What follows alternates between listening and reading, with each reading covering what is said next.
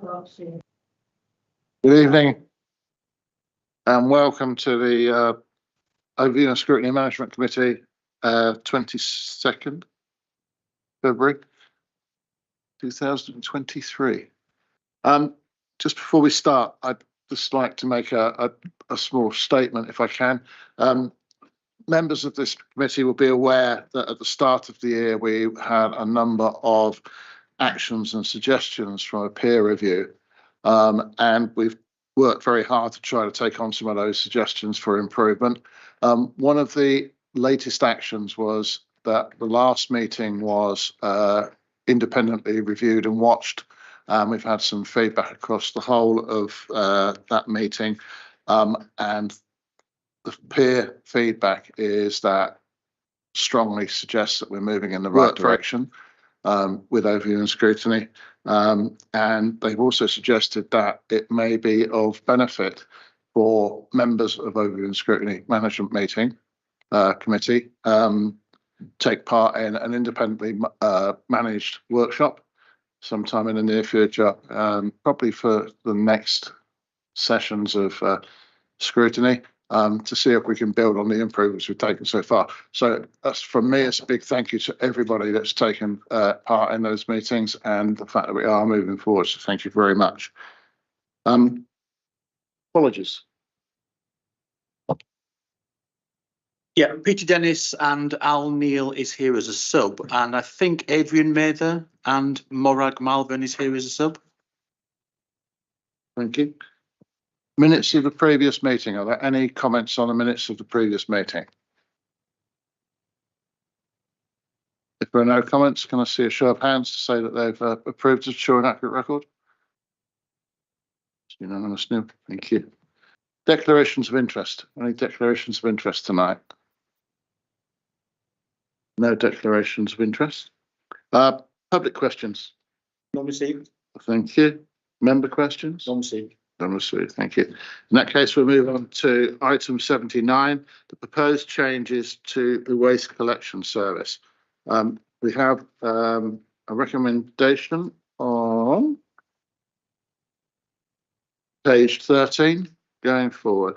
So who's Richard presenting this? Richard present? Chair, thank you very much indeed. Or is it Ian? I will. Ian, you'll present it. I would just, if I may, say a few introductory remarks, Chairman. This evening, we are seeking the committee's scrutiny of our proposal to change the borough's waste collection regime with the aim of making a significant financial saving, which will also be accompanied by a notable reduction in carbon emissions. Following extensive consultation with our residents, we propose to introduce wheel bins for residual waste to replace the specially made single-use blue plastic bags that are both costly and environmentally unsustainable. This will allow us to introduce fortnightly collection of residual waste, alternating with fortnightly collections of dry recycling, and that will create a system that will accompany the weekly food waste collections. It's a method that's already used by 85% of English local authorities.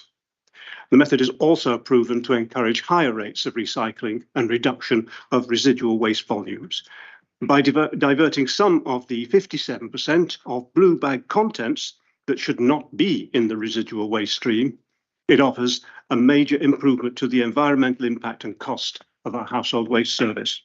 In a full year, this Invest to Save initiative will reduce the annual cost of WBC's waste management by at least £1 million and carbon emissions by 2,400 tonnes, although in the introductory year of 24-25, the saving will be a little less. Thank you, Chair.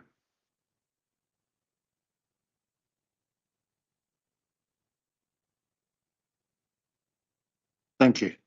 Richard, are you doing the presentation? Chair. Yeah, thank you very much indeed. Thank you. I will present and Fran will continue on the speech. Bear with.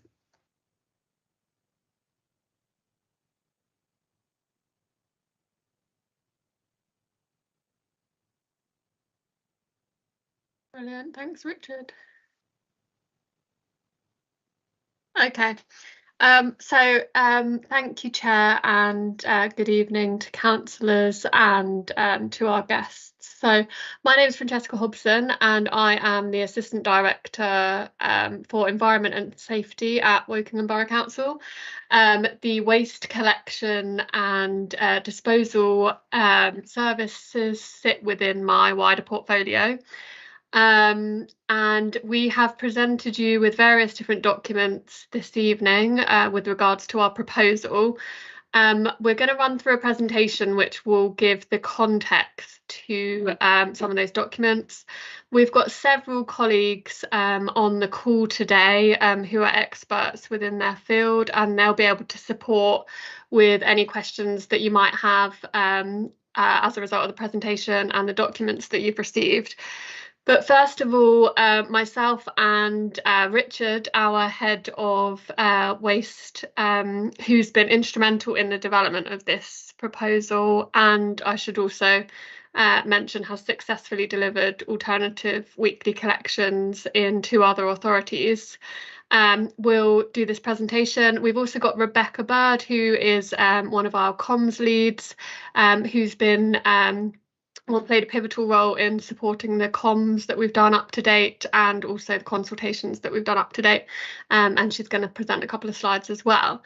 So if I can move to the next slide, Richard, please.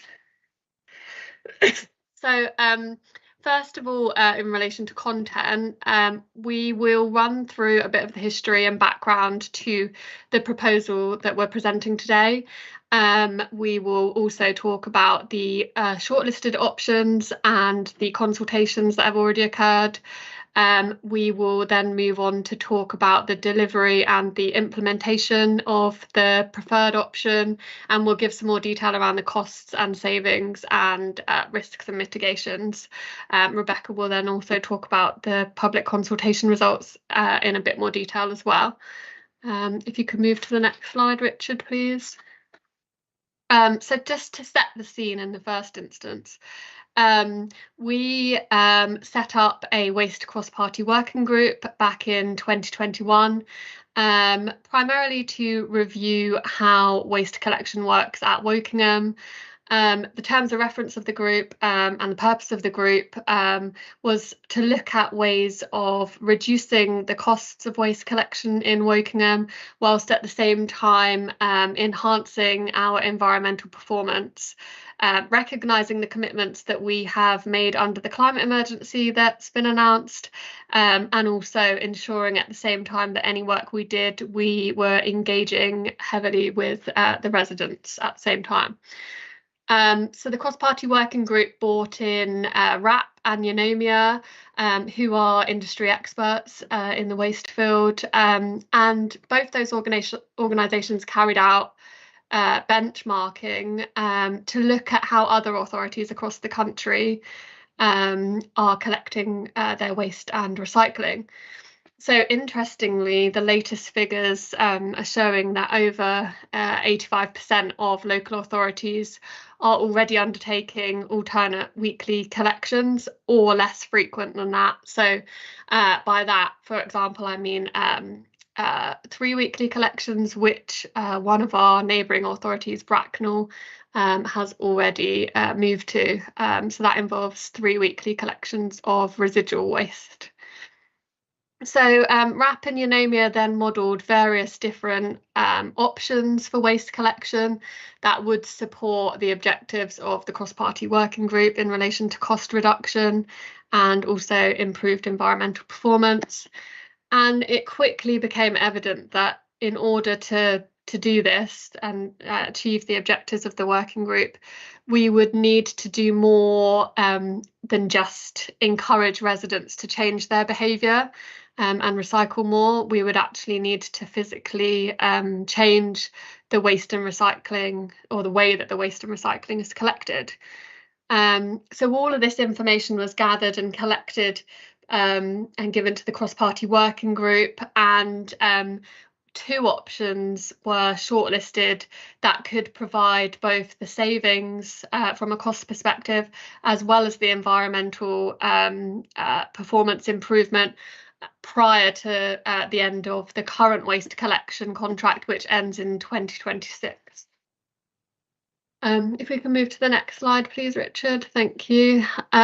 So, as I say, there were two options that were shortlisted.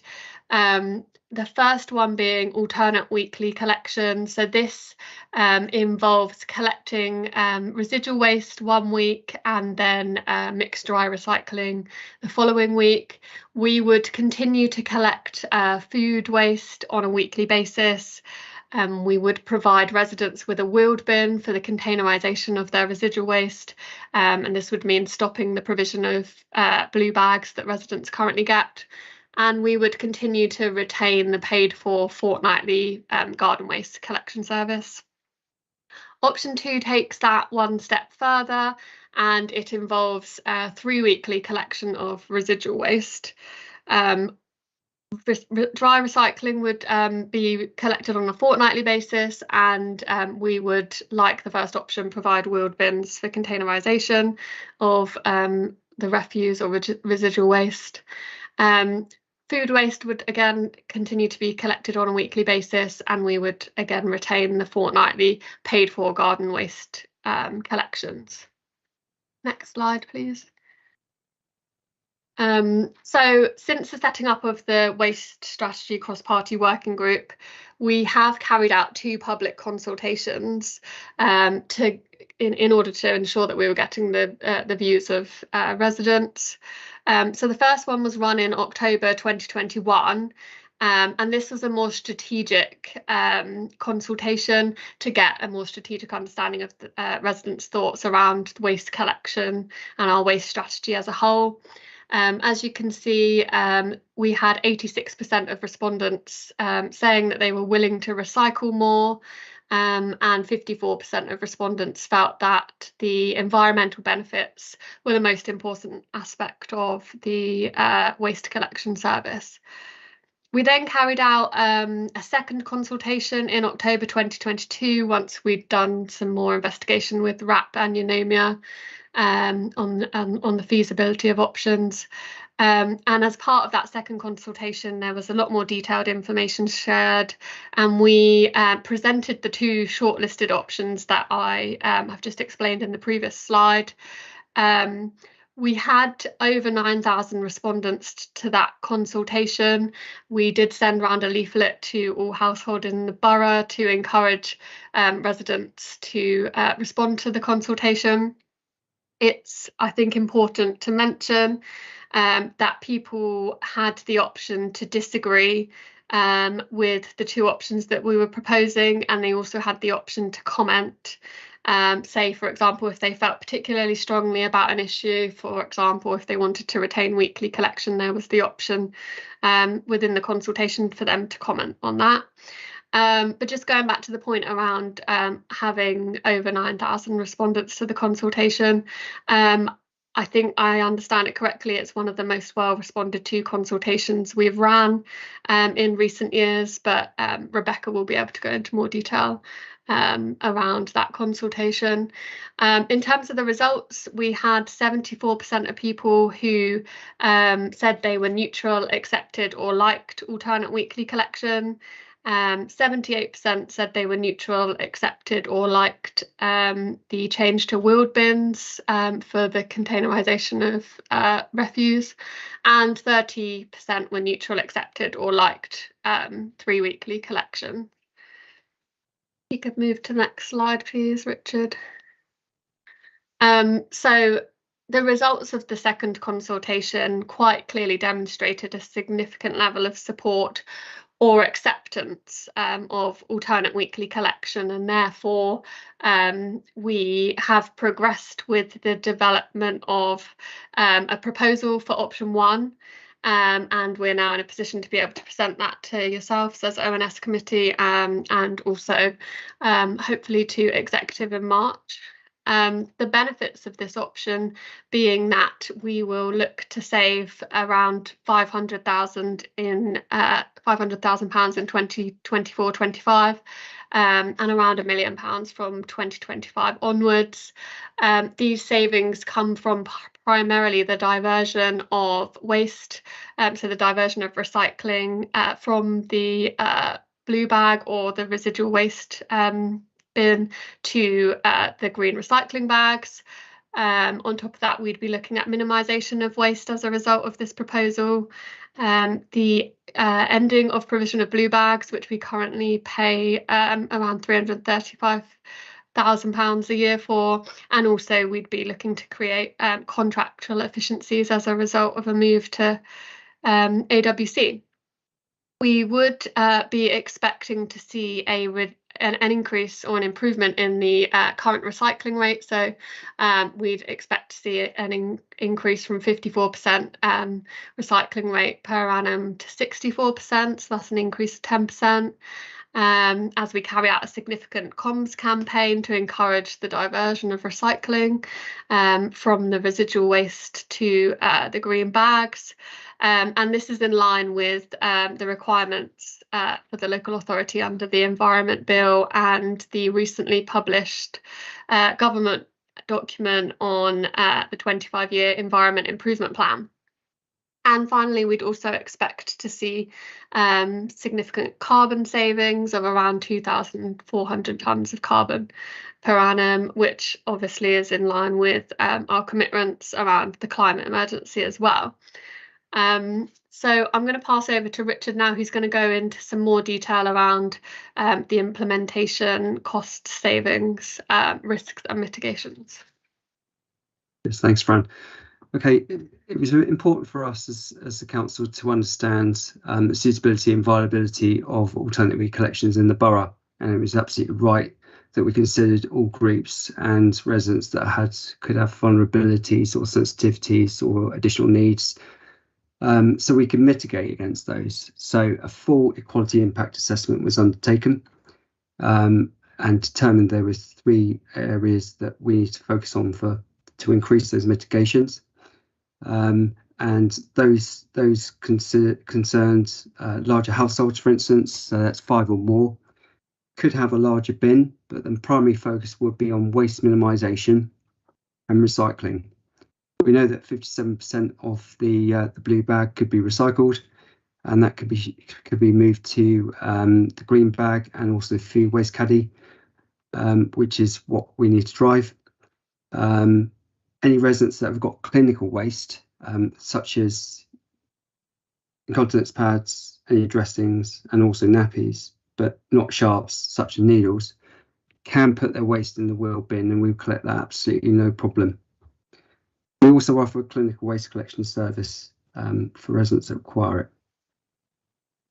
Any residents that are on assisted collection, i.e. they're unable to move their containers to the edge of the property on collection day, we currently offer a assisted collection, and that will continue if this proposal is accepted. And any residents that would like any information that we send out via the website or leaflets or any other literature, we will offer a language translation of the information available. They just need to contact us and we'll get that in place. So that was a really, really key piece of work to make sure that we are absolutely inclusive in what we do, and make sure that the AWC is mitigated against, which has been undertaken. So let's have a look at the delivery timelines around the key items. So from where we are now, February, with ONS, the next milestone will be presenting the report to executive on the 21st of March. And if approved, we will then undertake a variation discussion with Veolia, as well as finalising the communications campaigns within March as well. In May, we will submit a procurement strategy to executive, and this will be a robust procurement strategy, which will be well tested and seek best value for money in regards to both the procurement of the wheel bins as well as the distribution. And that's absolutely key for us. We want to work hard for residents on that. We'll also test the website and the customer relationship management system. They're new systems that have been brought in and being developed at the moment, and that will continue throughout the year to make sure they're absolutely ready to go before we go live with the scheme in its entirety. We'll engage additional staff from spring 2024 to the autumn 2024 in customer services, so additional 4 staff and additional 3 staff outreach officers to give support before, during and after the go live date. So we are putting everything we possibly can in for our residents to support them through this change. Distribution of wheel bins will like to occur in summer 2024 and then go live in the summer of 2024, and that gives you an indication of the timeline ahead.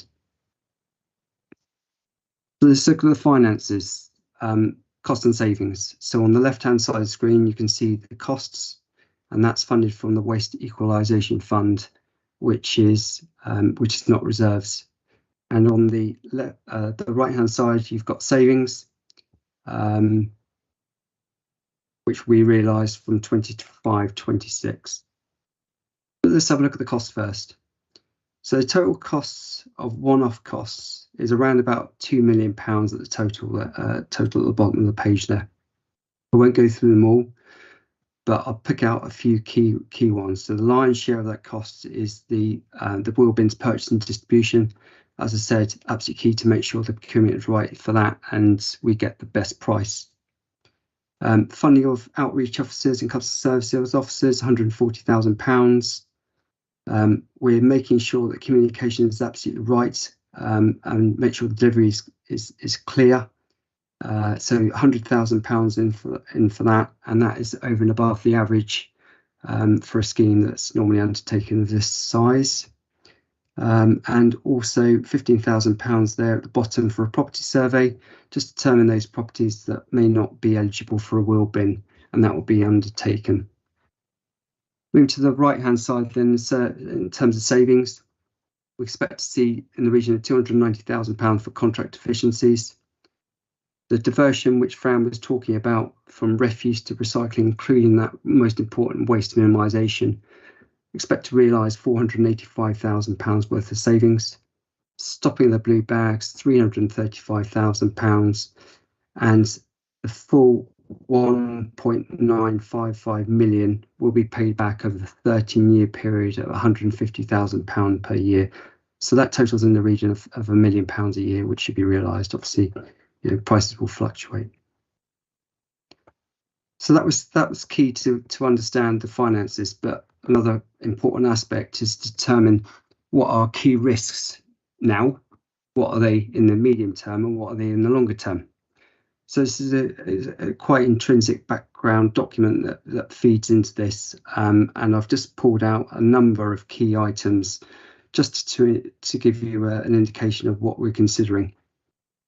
So for instance, I won't go through them all, but I'll focus on 2, which is the amber ones.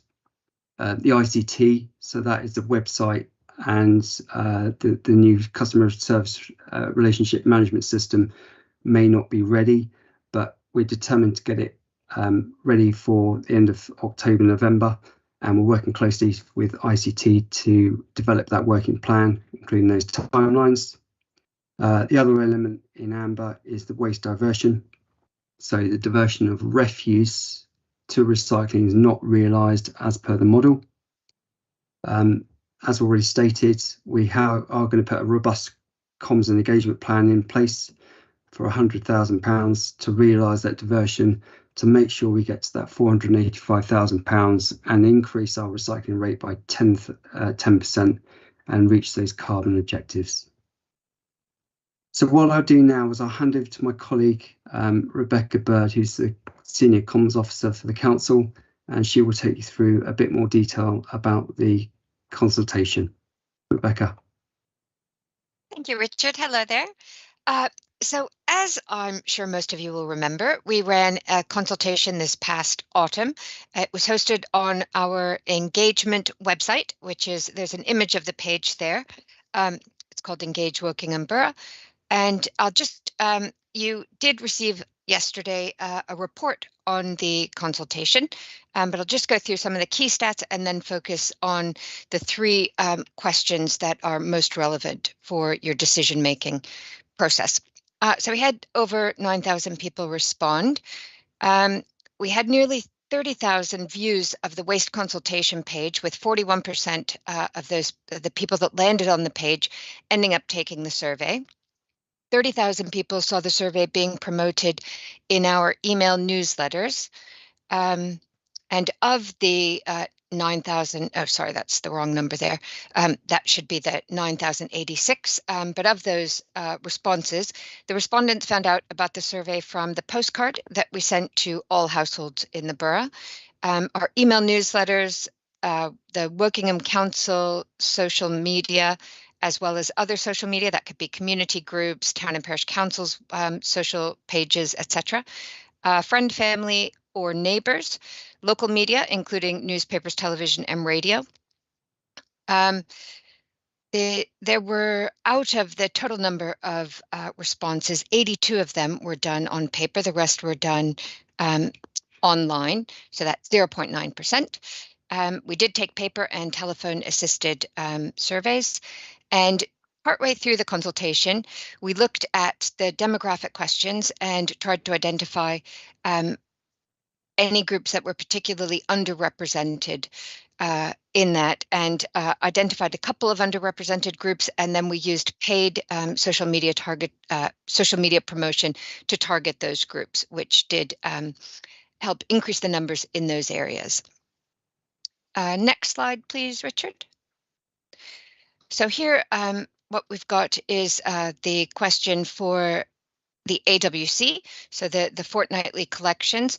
And as you can see there, so we've got 74% of respondents like, can accept, or are neutral for that. And I pulled out just some of the quotes of the comments, pardon me, that people put into the comment box on that question.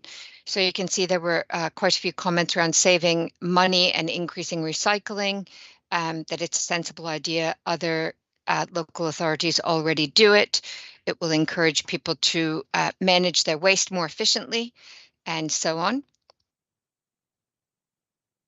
Going on to the next, I didn't do a slide for the 3 weekly because that was overwhelmingly not in support, so actually opposing moving to 3 weekly. That was about 70%, and that is in the report that you received yesterday. And that's not what you're discussing this evening, so I didn't do a slide on that. But for the wheeled bins, so the question was whether you would like a wheeled bin for general rubbish, and 78% like, can accept, or are neutral on that question. So that one was a very high response rate for liking the response, with 43% of respondents liking a wheeled bin. And again, there are comments, those are directly pulled out of the comments on that question. So wheeled bins, fortnightly wheeled bins are the way forward, saves plastic bags. Having a wheelie bin would be better.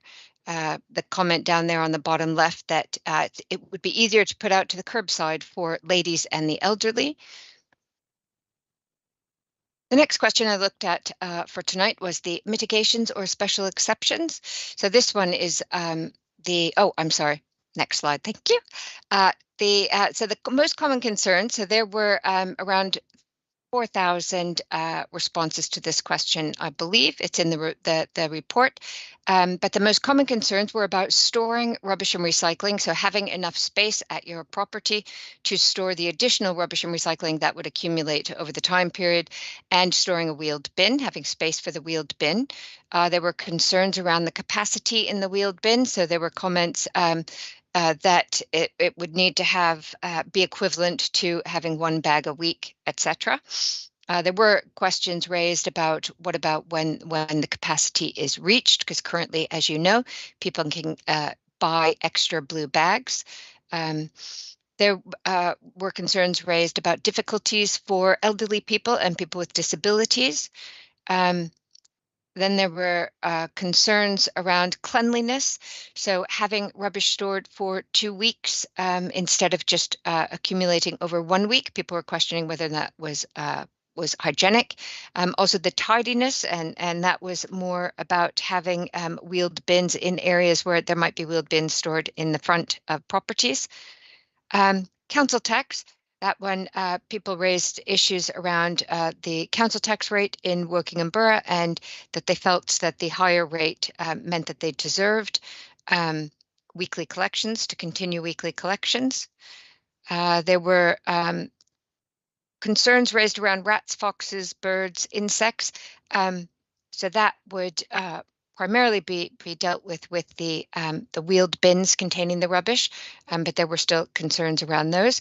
Then there were concerns around whether it would increase the amount of fly tipping in the borough and discourage recycling. And again, those are some comments that came out of the comment box in that question. That, I think, is about it. Thank you very much, officers, for that. Can I just ask, there's a number of people online that when you participate with an answer to some of the questions that are bound to follow now, if you could just introduce yourself each time, just to make sure we can capture it in the minutes and everyone knows who we're talking to. So open it up to the floor. So anybody got any comments on floors? So we've got David, Norman, Pauline, Graham, Alison, Stuart.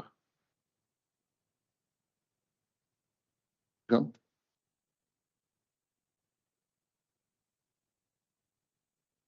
Oh, and Alistair. Sorry, Alistair.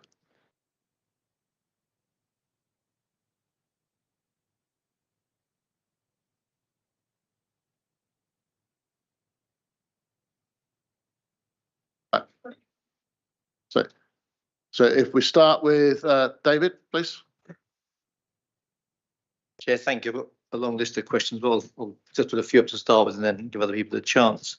Given the fact that the whole rationale behind the scheme is that we expect to see more material moving from general waste into recycling, why have we not got wheelie bins for recycled materials as well as general waste? I can take that, Chair. There is some doubt as to what the government is thinking at the moment. In the Environment Act in 2021, they have talked about further separation of dry recycling. For example, paper and card separated from metal and plastic, and they have then gone very silent, rather like they have gone silent on e-scooters, for example. And if we commit to a second wheel bin, it could turn out to be completely wasted expenditure if the government then decide that they want to separate that, and you would not need large wheel bins for each stream of dry recycling. So as the green bags we have are still in good condition, generally speaking, we have decided to stick with those until the government decides what they're going to do, what they're going to mandate. And people will be able to have more green bags if they have trouble keeping 2 weeks of dry recycling for the alternate weekly collection. And thank you for that. The second question, a large chunk of the finances on this seem to depend upon the operational efficiencies within the collection system. I mean, clearly there's some commercial confidentiality in there, I would imagine. But are we safe to assume that it is cheaper for Veolia to collect using this process than the existing process? And how will that impact on the fact that the contract expires in 2026? And is there a risk of the savings disappearing when that contract is renegotiated? Answer to the first part is yes, you are safe to assume. Secondly, the renegotiation of the new contract, because the contract will expire in 2026, and what we will do is an in-contract renegotiation to cover the period from the implementation of this until 2026. And the importance of that is that will be the point in time when the collection vehicles more or less are worn out. And that's more or less what the length of the contract is timed with. That will be a completely new negotiation, and it will be whatever is necessary at that time. And that may include other things that the government throws at us. We don't know. There will potentially be curveballs. Norman, move on to you. Do you want to come back again? David, if you've got another one, I'll come back later. Okay, thank you. As you know, our group does not agree with this policy of moving away from weekly waste collection, so we very much don't support the proposal as a whole. What we do support is making moves to recycle more. We should certainly do all that we can to get people to recycle more. We believe there are other ways of achieving that and increasing the range of recycling. We've done that successfully over the last 5-10 years by gradually increasing. Is there a question coming, Norman? There doesn't have to be a question. Chair, can I just say that it's a fundamental part of scrutiny that we don't operate on a group basis. And scrutiny is That's why I'm just laying down the situation. Do you mind interrupting? No, I'm sure you don't. You're a very rude person.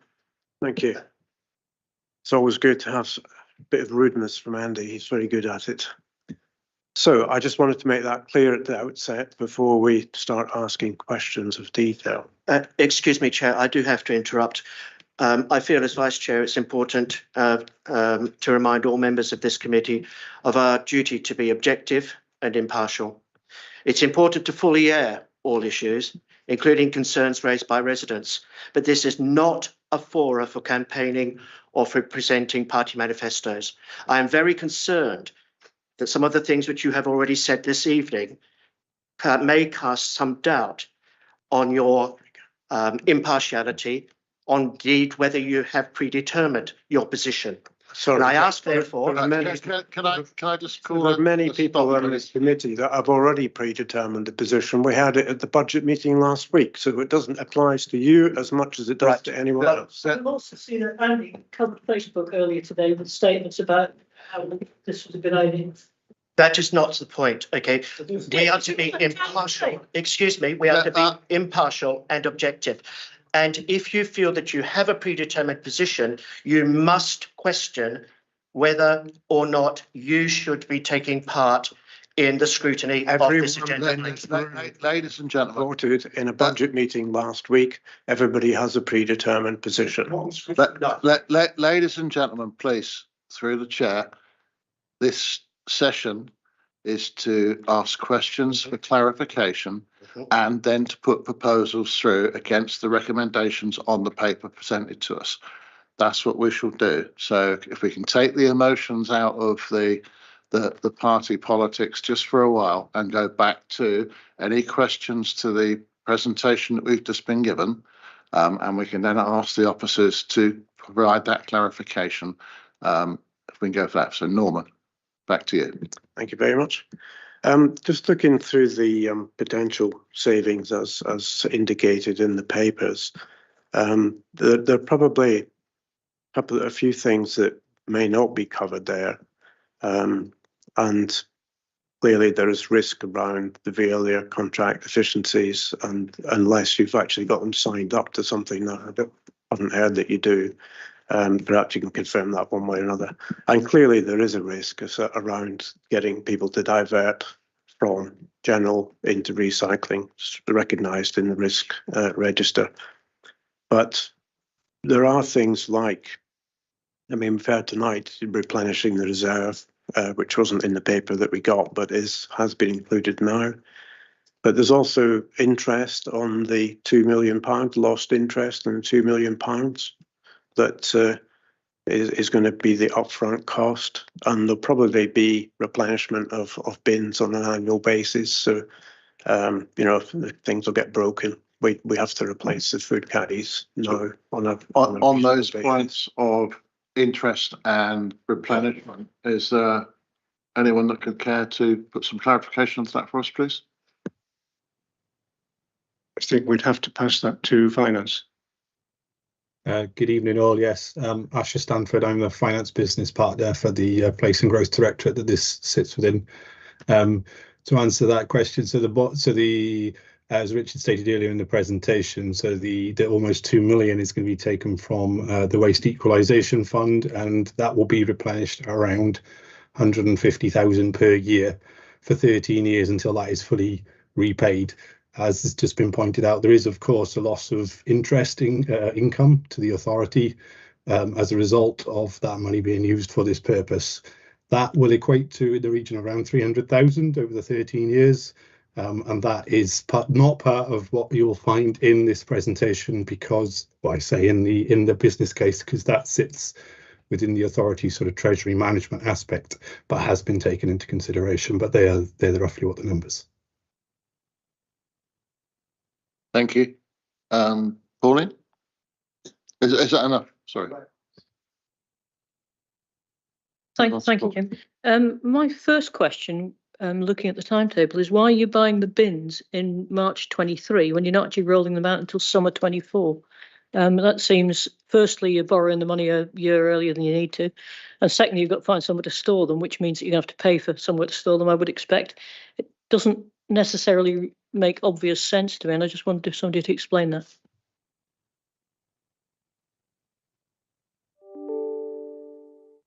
The purchase process will start in March. Shall I add to that, Ian? Yeah, we got Richard first, hands up, and then Fran, if we can, please. Thank you. Okay, I'll divert to Fran first, and then I will follow up. In that case, Fran. Okay, thank you, Chair. So basically, we would look to start the process of bin purchase once we've got a decision, but there's a long lead-in time, so we're going to have to go through a procurement exercise. We will also need to look at storage locations. From purchase of the bins through to delivery of the bins to the storage locations, there's a long lead-in time there.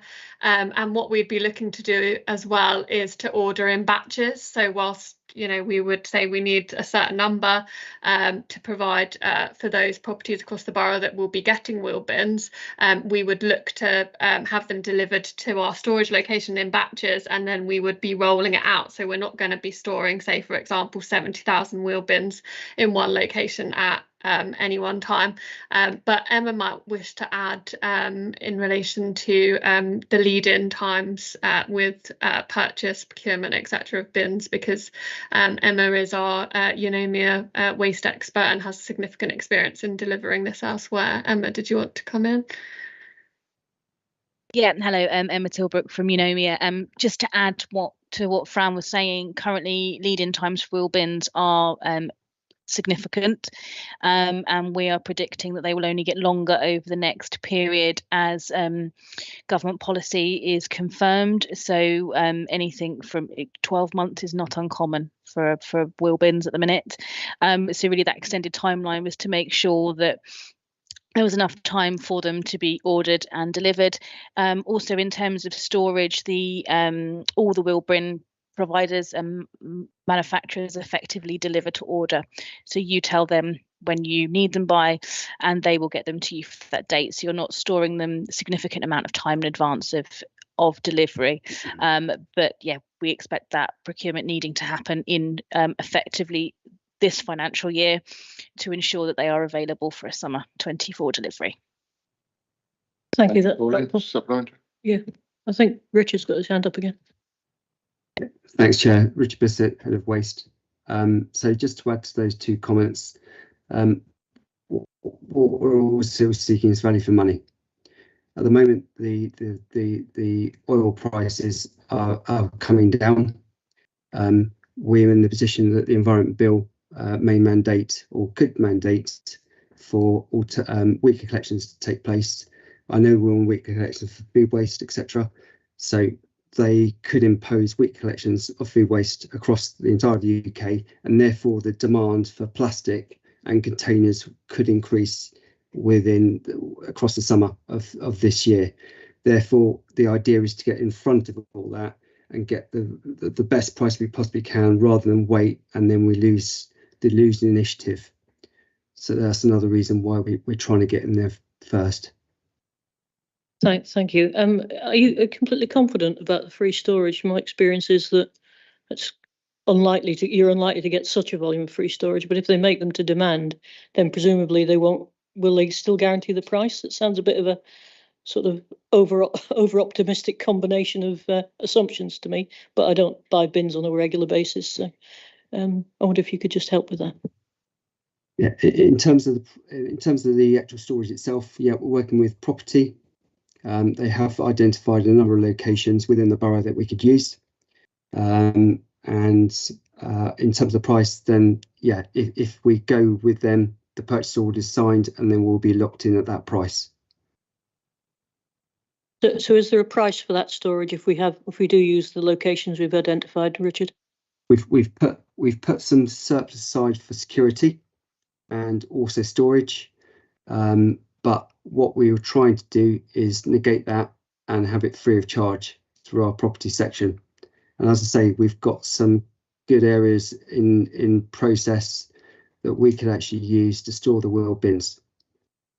Sorry, just to make sure I understand that, you've put some money aside for storage and security if you need to. How much is that?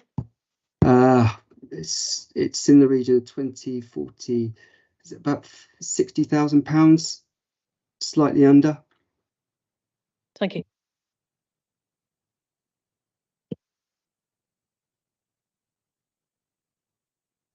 Sorry, why are we only talking to the service provider in March? I mean, we've got an assumption in terms of the fact that they won't increase the cost of delivery. In previous consultation, previous times this has gone through the loop, we've had confirmed, and I had confirmed again today, that collection is actually slowed down by collecting a wheeled bin from every house.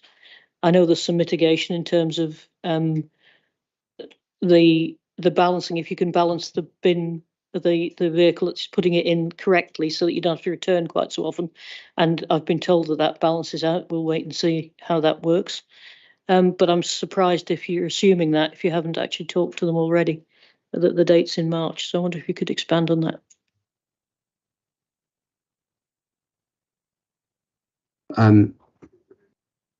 Councillor, would you mind just reiterating a question if that's possible? I'm sorry, Richard.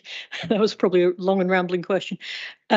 So I think that the nub of the question is, you're saying you aren't going to speak to them until March, but you apparently are very confident about the savings on the contract, or at least not having any increased cost on the contract. Why are you only talking to them in March? And how can you be confident if you haven't talked to them yet? Are we talking about Veolia?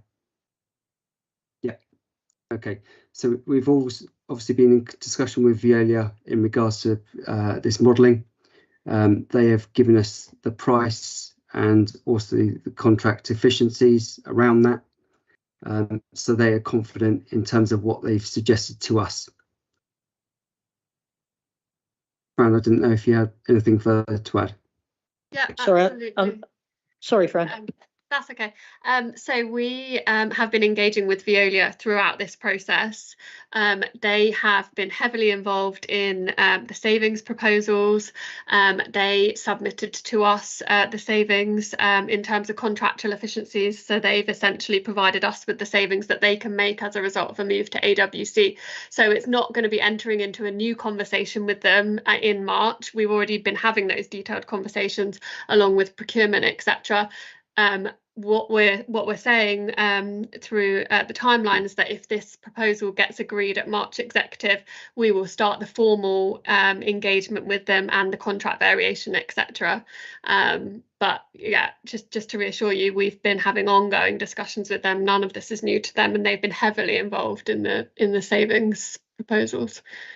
Thanks. If you're going to use this presentation elsewhere, it might be better to make the timetable a bit more clear, in that actually what the timetable says is you purchase the bins in May, and that wasn't true, and it says you talk to the contractors in March, and that isn't true either. So I think if you're going to use this elsewhere, I think it'd be good to expand it.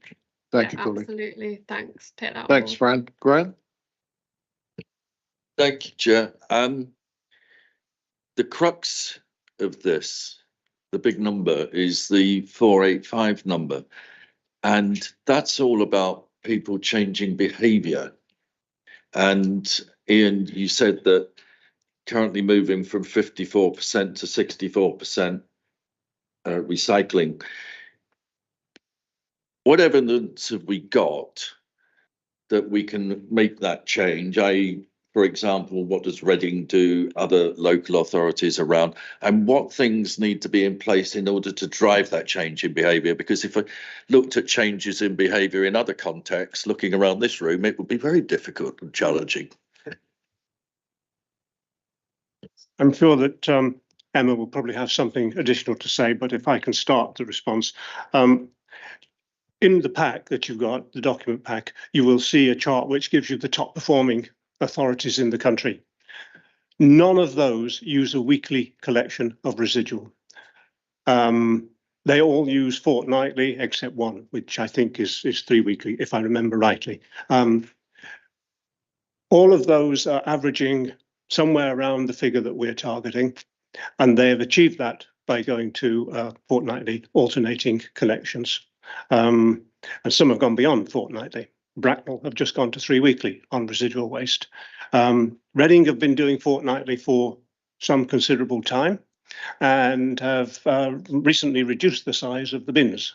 And it is one of the key factors that comes out time and time again is that when people are faced with less opportunity to throw things away willy-nilly, they basically become more considered about what they put in recycling.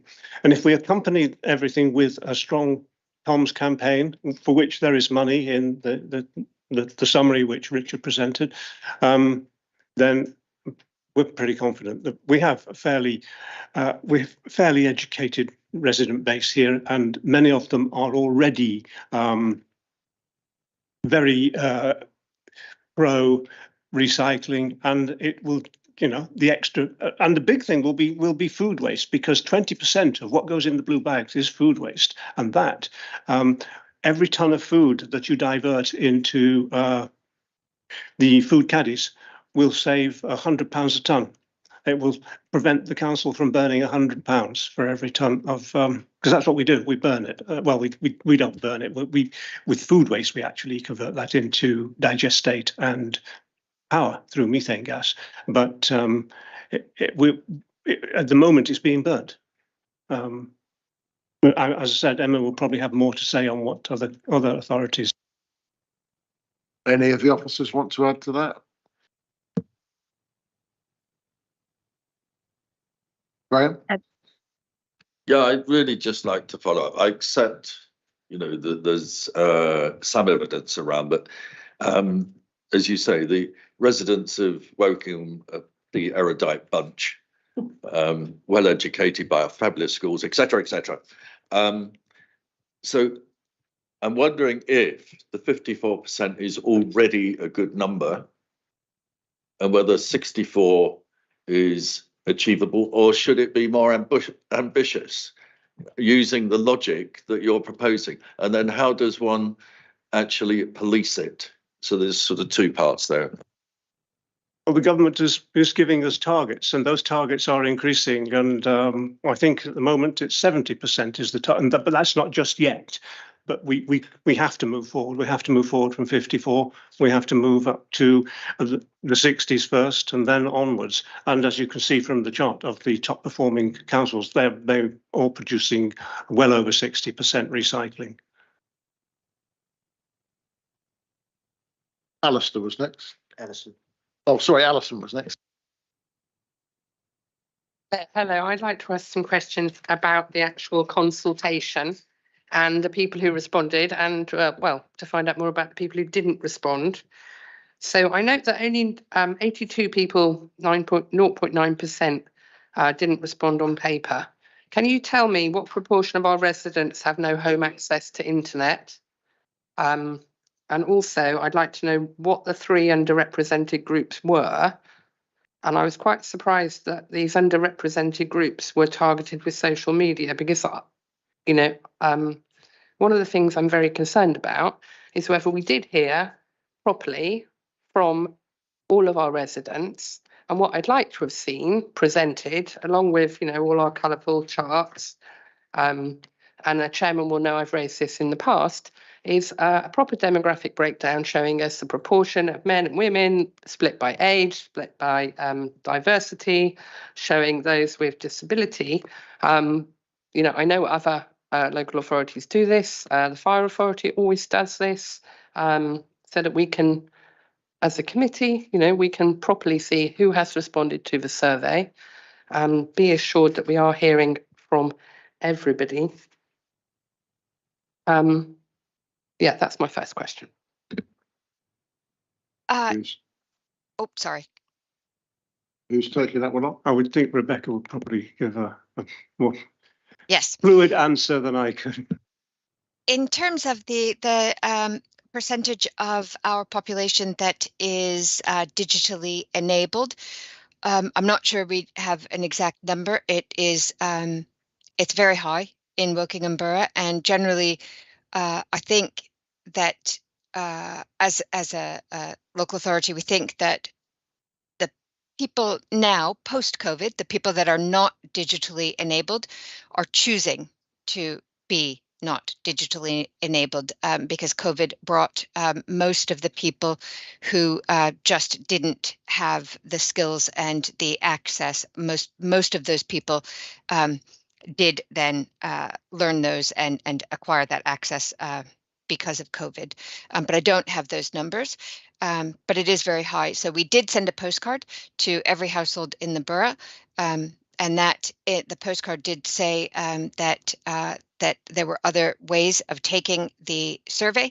In all of the promotion that we did of the survey, we included information about other formats, about telephone assistance, about going into the libraries, and about paper copies being available on demand. In terms of the targeting, so the groups that we identified that were underrepresented, so we looked at it at the halfway point, and it was young people. That was the largest underrepresented. And sorry, could you define that? What age is a young person? So it was we were underrepresented the age groups up until 40. And then 40 was about right on the percentage of the population in the borough, and then above, so that I think it was 40 to 50, and then above 50 was overrepresented. So we did a variety of different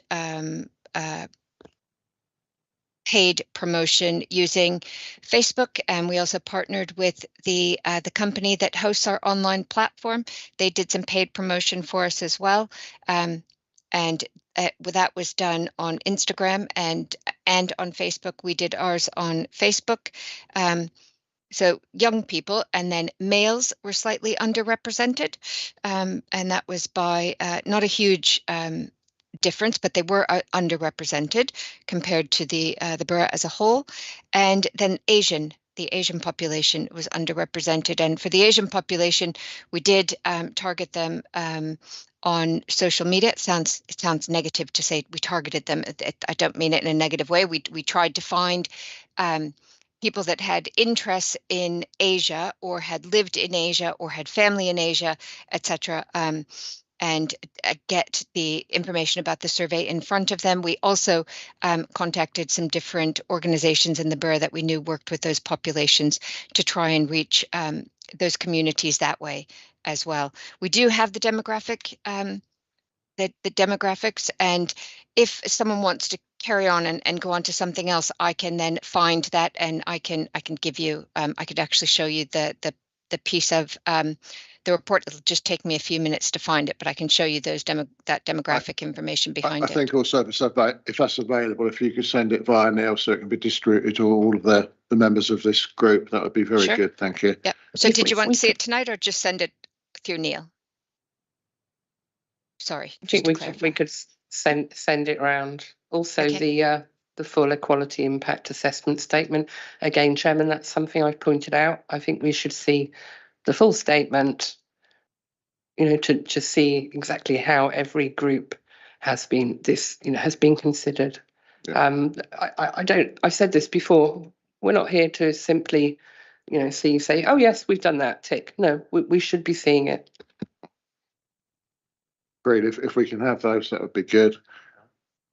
Stuart's next, I believe. Oh no, sorry, Stuart. He's putting the ticks in before I get to it. Alistair.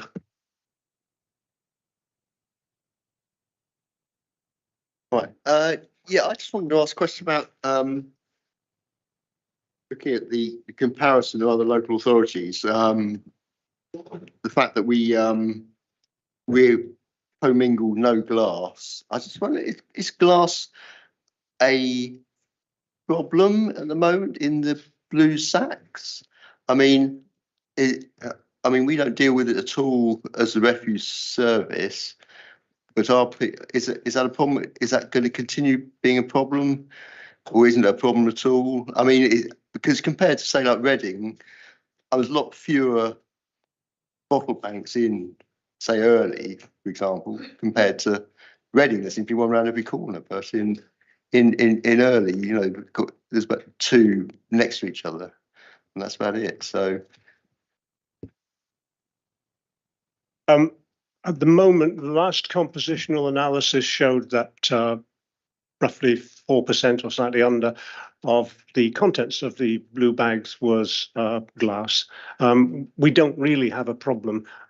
Everybody does, by and large, deliver to the glass bring banks, which is actually a much cheaper way of collecting glass than curbside because of the significant weight, and then you have to go back to the recycling centre to empty the truck more frequently, and that adds to the cost because you then probably need extra crews and things like that. But there is some question about, again, whether the government is going to pontificate on glass collection. There are 33 local authorities in England that do not collect glass curbside. We're one of them. Reading is one of them. Bracknell is one of them. Whatever we do, we have to move in concert with Reading and Bracknell because the sorting facilities at the recycling centres are common to the 3 of us. So does that mean that, I mean, we've got an opportunity to actually do better than these other authorities that do collect it? I mean, is that because we're getting people to do it completely separately? Is that, we don't have a problem with glass, as I said. I can't speak for whether other authorities get contamination. I don't know whether they do. Certainly collecting glass via bring banks is cheaper and is, in our case, effective. If it was a significant contaminant of the blue bags, we would perhaps have a slightly different view. But at this point in time, we suspect that it would be a significant expense to collect glass curbside, and we don't see because of the low level of contamination, we don't see a point in doing it unless it's mandated by government, in which case they can give us some money to do it. Stuart? Yeah, thank you. I'd just like to go back to the recycling number of 54 going to 64. I don't think I've really understood how you managed to get to that number. Maybe I was not listening properly. Is that of all recycling, in other words, food, of which some food isn't recycled on some premises at all. Some parts of the borough, I recall, don't bother to do that. So how do we get to that number of 54 and 64, please? Unfortunately, you are right. There are some people who don't attempt to recycle food. If you travel late in the evening around the borough, you will pass houses which have green sacks outside, blue bags outside, but no food caddies. And that again is a behaviour change issue. But the move from 54 to 64 was effectively, in a sense, best estimate. We don't know precisely what the improvement will be, but there will be. And it's by taking a look at the performance of the better performing authorities on this, and not trying to be the very best, but somewhere in the middle ranking of those best performing authorities. Which what if it gets worse? It goes below 54. What are we going to do then? We don't believe it will be below 54 because we will be putting in a very strong comms, and there is money for that comms campaign. Andrew. Thank you, Jim. All of the costs will be funded from the Waste Equalisation Fund.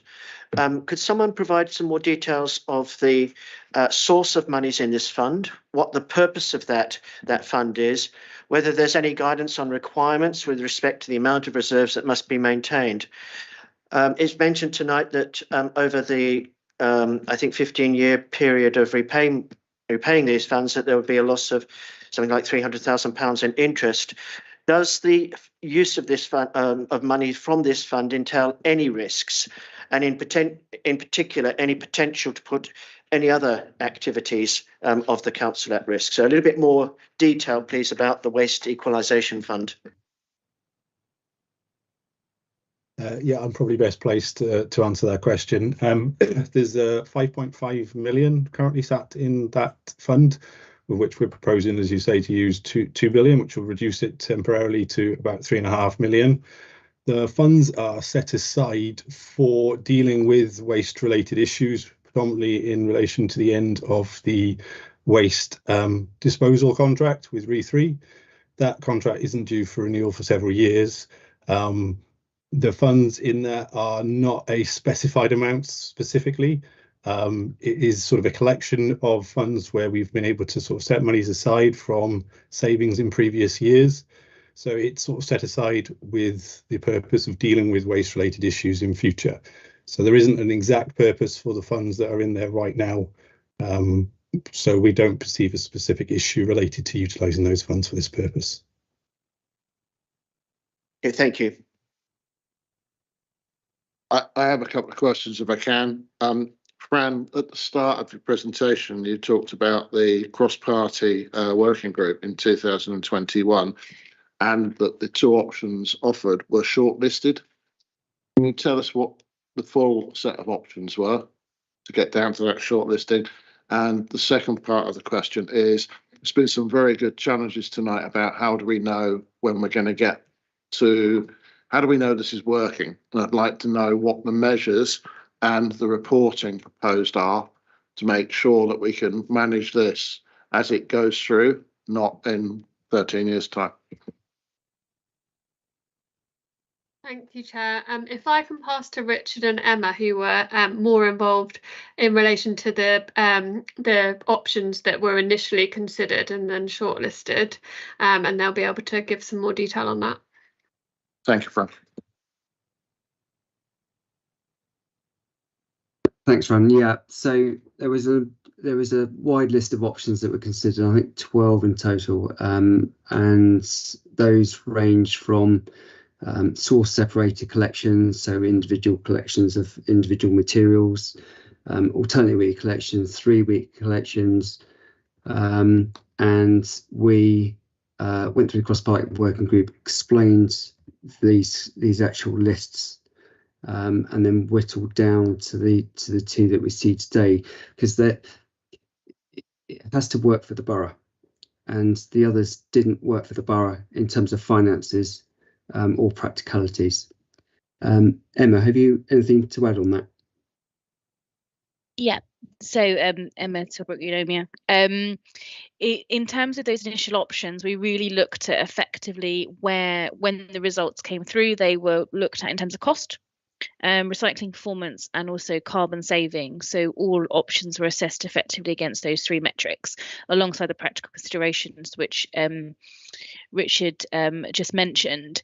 When those options were looked at, in some cases an option might have a higher recycling performance, but actually a lower cost saving against it. So really, when we drew those options down to what was most effective for Woking, it was where that balance sat in terms of savings versus impact, and the 2 options which were shortlisted to come out of that process were the ones being presented this evening. In addition, some of the options which we looked at would require a full fleet of new vehicles, so wouldn't be appropriate for cost savings at this time due to where you are in your contractual cycle with Veolia. So there were just some options which, for where we are in terms of cost savings right now, wouldn't be appropriate. By looking at when we developed the options which we're looking at this evening, we very much try to future-proof for at the end of the current Veolia contract. If you wanted to do something different in terms of your recycling service, and has been discussed this evening, depending where government policy goes, no decision which is made regarding the refuse service would stop any of those other changes happening. I think that was quite important when we looked at those different options, because some of them would require different vehicles, but that's out of scope of what we're talking about this evening. Thank you. I think it might be useful to the group if we could have a sight of those options originally explored, if that's possible. Thank you. Richard, I think you've got your hand up. Yeah, thanks, Chair. I was just going to go on to your second point around performance and finance and reporting and monitoring. So at the moment, we have got 2 KPIs in place around the kilograms per household. So that's the amount of waste that the borough produces. And the other one is around our recycling rate. So where we're coming in from that is to say, yeah, they will continue, but we can also develop further KPIs in conjunction with the group, the cross-party working group, to determine what else we would like to see, and then report on a regular basis. At the moment, we report on a quarterly basis. We could try and do that a little bit quicker, i.e. every 2 months or every month. To give you an indication of how things are proceeding from a performance point of view in terms of tonnage and how much recycling we're getting and against those targets, but also a financial point of view. Thank you, Richard. Next on the list is Pauline. Thank you, Chairman. Just a follow-up, actually. There are some places in the borough that we can't recycle from, and they can't use wheelie bins, and we're going to have to exclude them. What proportion of the waste that the borough processes comes from those areas? I'm talking about flats and places that you can't put a wheelie bin.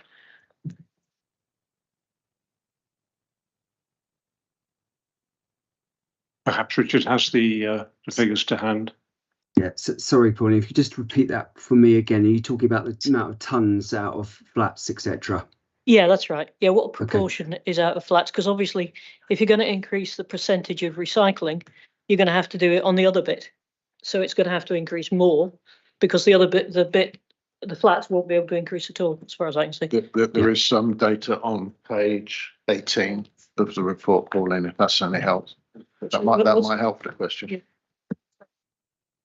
But we've taken that into account in terms of remaining flats on the weekly service. However, that's not to say we won't do something with flats, because they're absolutely key to keeping inclusive in terms of our waste strategy and driving our change to waste minimisation and also recycling.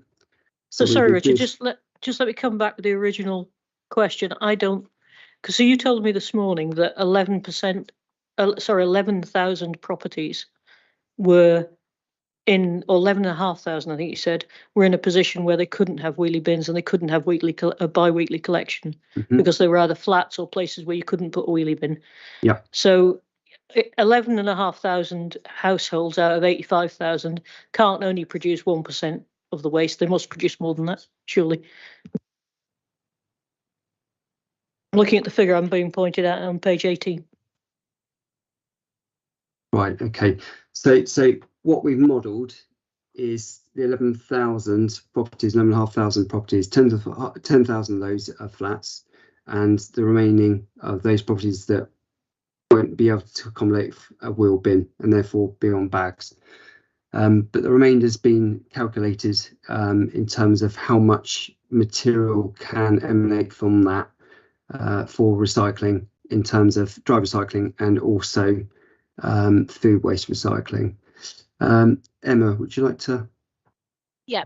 So effectively, when we looked at it, we kept those properties which can't change service. We kept all their waste arising is exactly the same. So you are completely correct in what you're saying.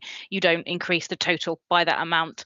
The proportion which are moving to fortnight effectively is working harder. That performance increase is greater. So that is correct. We have got the more detailed waste flow modelling which sits behind that, but Richard is correct. We only effectively increase the performance from those properties which are receiving the new service. So yes, proportionally, you are right. Those properties are working harder effectively for that recycling uptake. Sorry, so presuming that approximately a seventh of the properties in the borough you can't go to bi-weekly, roughly, do they have a seventh of the waste? Or is it, or do you not know? We do know it's not quite that straightforward, because there's obviously, when we think about waste, we think about it in multiple streams. So we think about the residual waste, the recycling, and the food waste, and each of the effectively the performance is different in each of those scenarios.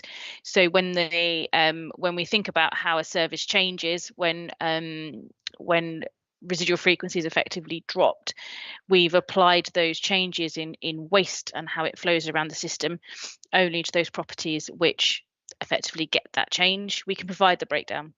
Richard, I can follow that up. Thank you. I'd be very interested, Emma, in what percentage of the ones that can go to bi-weekly will have to increase by to compensate for the ones that can't. Yeah. So it looked like we were going to have something like what percentage increase in recycling was it? It was 10% from 54 to 64. 13%. So 13% and 22% of food waste. So if 1/7 of your properties can't do that, then your 22% will have to be more than 22%. I can't do it in my head. No, but quite a bit more, significantly more than 22%, and likewise the 10% will have to be significantly more than the 10%. Could you please tell us, not now, but at some point, what those percentages will have to be, please? If we could get that, that would be very useful and appreciated. Thank you. The second question I had, thank you. In the summer last year, you told us that to put this in context for those who don't remember, last year there was a target to increase recycling by 350, food recycling savings by £350,000, I think it was. Yes. Yeah, last year. We asked in the summer, bearing in mind you're taking away the caddy liners, how you were going to make this saving, and you told us that you were going to do a great big splurge of comms and it'd all be fine. So how is that going? Because that then gives us a view on how much confidence we have in your splurge of comms that's related to this. Thank you. I think I can address just that. Point out that most people are still using caddy liners that were given to them at the beginning of last year. Well, quite a lot of people have run out of them, and you withdrew all the spares that were previously being given out in libraries. So there's a lot of people that can. Well, I've got a garage half.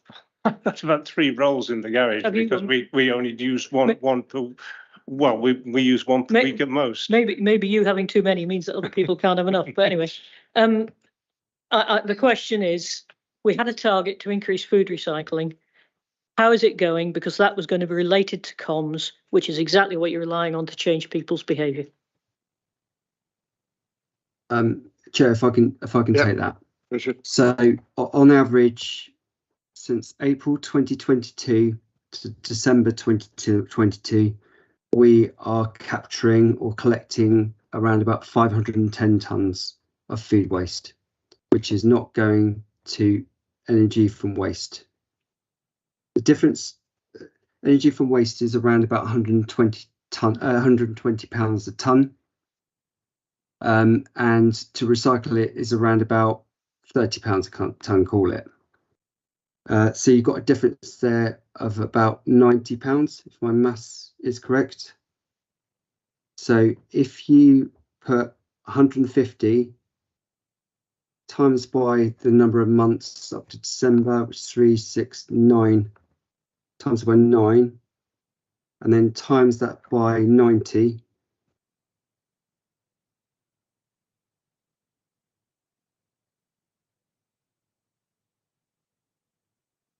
Right, I think the point of this question is it comes back to the measures. If we're going to give benefit statements, then we need to know how we're doing against benefit statements. And if there's an activity of communications changing behaviour that we've done before, we'd like to know what the success of that is. Yeah. So I don't expect an answer now, Richard, but if we could have that sent around to the group again, I think that would be useful.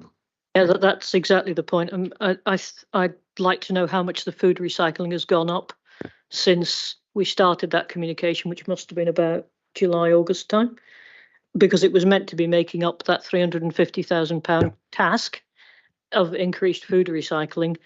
And I'd like to know how successful it was, because that then should inform any future communications process. Because if we're not making that up, we're going to be in trouble when we try and sell something else via communications. Moving on to Morag, please. Right, thank you. I believe that at the call-in over Caddy Liners, Richard, you agreed to send us the data on the food waste collection and how it had changed year to year, but we haven't ever received that. Okay, apologies for that. I can get that over to you.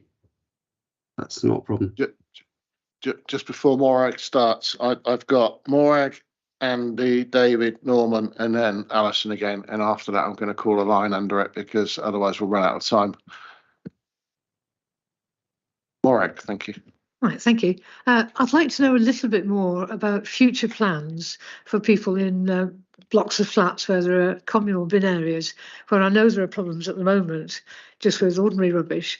And if we're all keen to promote more recycling, perhaps this is a rather large area, given that there are some significant numbers of flats, where it would be very interesting to know what the thinking is for the future to increase rates of recycling for such properties. Thank you.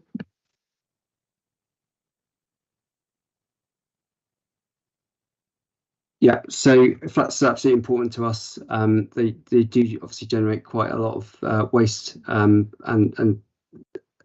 what we want to do is target them individually. So we're going to be doing a campaign, and also we've actually undertaken a task group to identify recycling champions in each of the flats.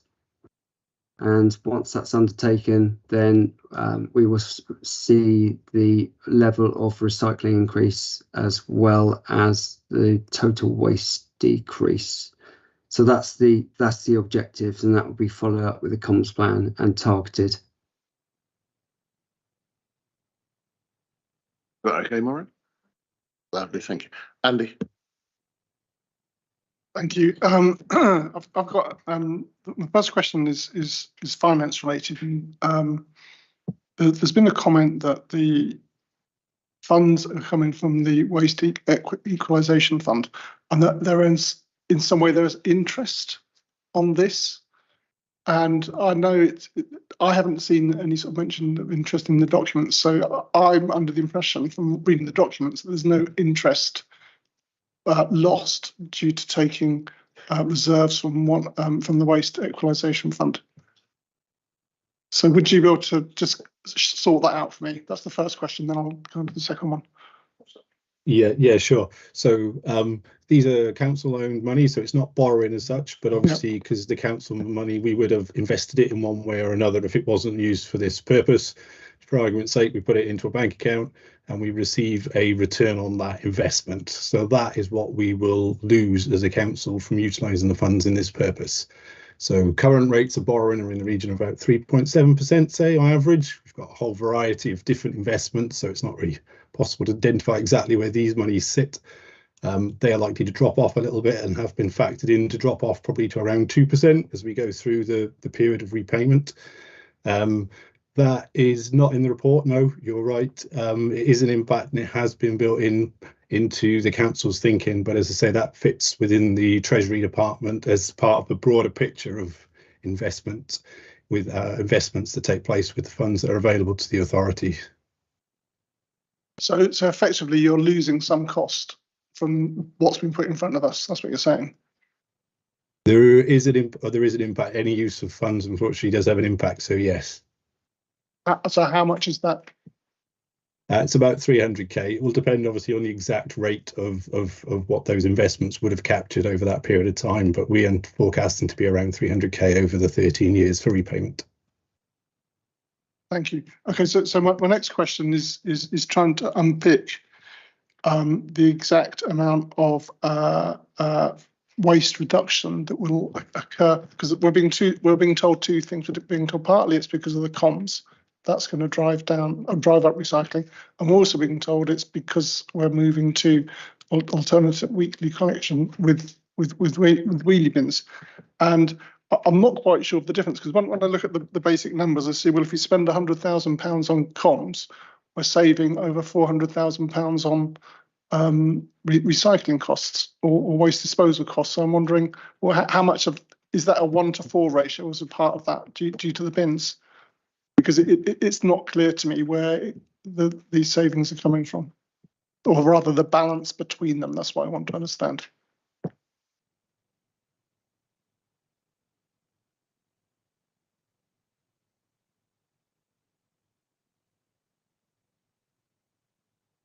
Can I take that one? Bran, you got your hand up. Yeah, I mean, I think Emma's probably the best place to respond on this one, because you're right, there is obviously an element of waste minimisation and diversion that's going to be achieved, or that we need to achieve, but we also need to push that through the comms. But there's been a significant amount of experience at other authorities that Emma might be able to bring into that. Yeah. So effectively, when we think about the diversion that's possible when we go through this sort of service change, what we look at is what is best practice in terms of communications. So effectively, poor communications of a service change such as this limits the impact of what's possible.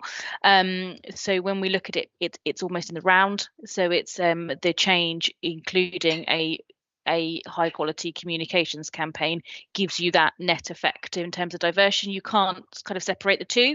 And if you were to spend that amount of money on communications without the service change, you wouldn't get that impact. There's no evidence that you would get a significant impact for that investment in comms in terms of recycling performance. So it really is the combination of the two, which gives you that really large uplift in recycling performance and savings. So when we look at where the savings and the diversion is generated from, it's benchmarked against similar demographic and socio-demographic authorities, and what's happened when they have gone through a similar change, combined with a good comms campaign. And that work is supported and driven by figures from RAP, who've kind of led and pioneered in the recycling communications field. So it's taking best practice from both places, what that can achieve.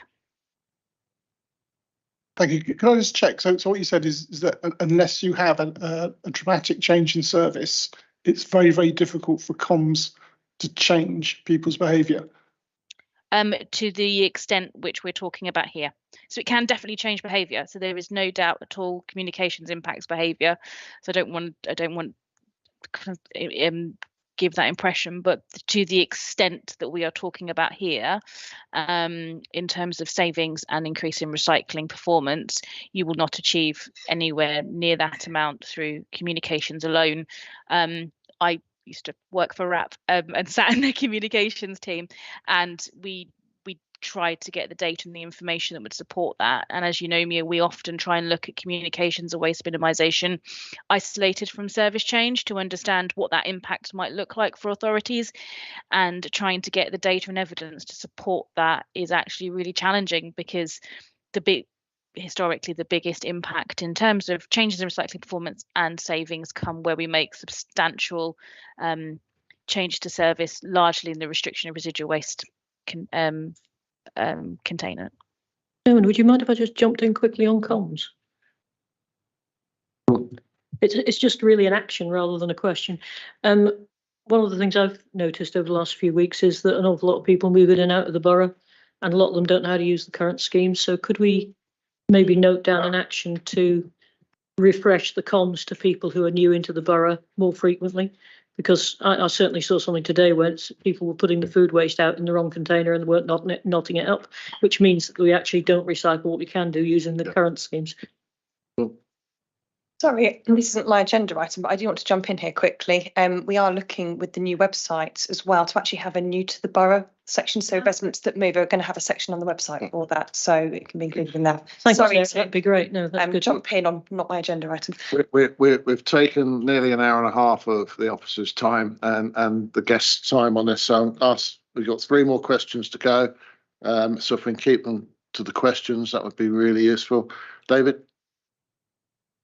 Thanks, Jim. I think my big learning tonight is not people like other people jumping ahead of me. I've worked with both Veolia and with RAP in my sort of previous professional career, and I mean they're both professional in different ways. Veolia, I think, will make this work, and I note Graham's question about behaviour change, but they are very good at delivering that, and I will be confident about it. RAP tend to be enthusiastic. An example of that is their chart on page 22. Where I think I pointed this out at one of the working group meetings. They're clearly comparing apples with pears, because if you look at the differences in waste collection rate, which is driven by weight, if you're including glass in all of those other authorities, not in ours, you're clearly going to get a much better recycling rate just simply by weight measurement. And I think we need to be careful, therefore, of pursuing too many sort of spurious levels of detail on this. At the end of the day, I think we've heard a very clear message that this is government policy evolving, and it's been leading us and leading other local authorities generally on this route for the last 10 to 15 years.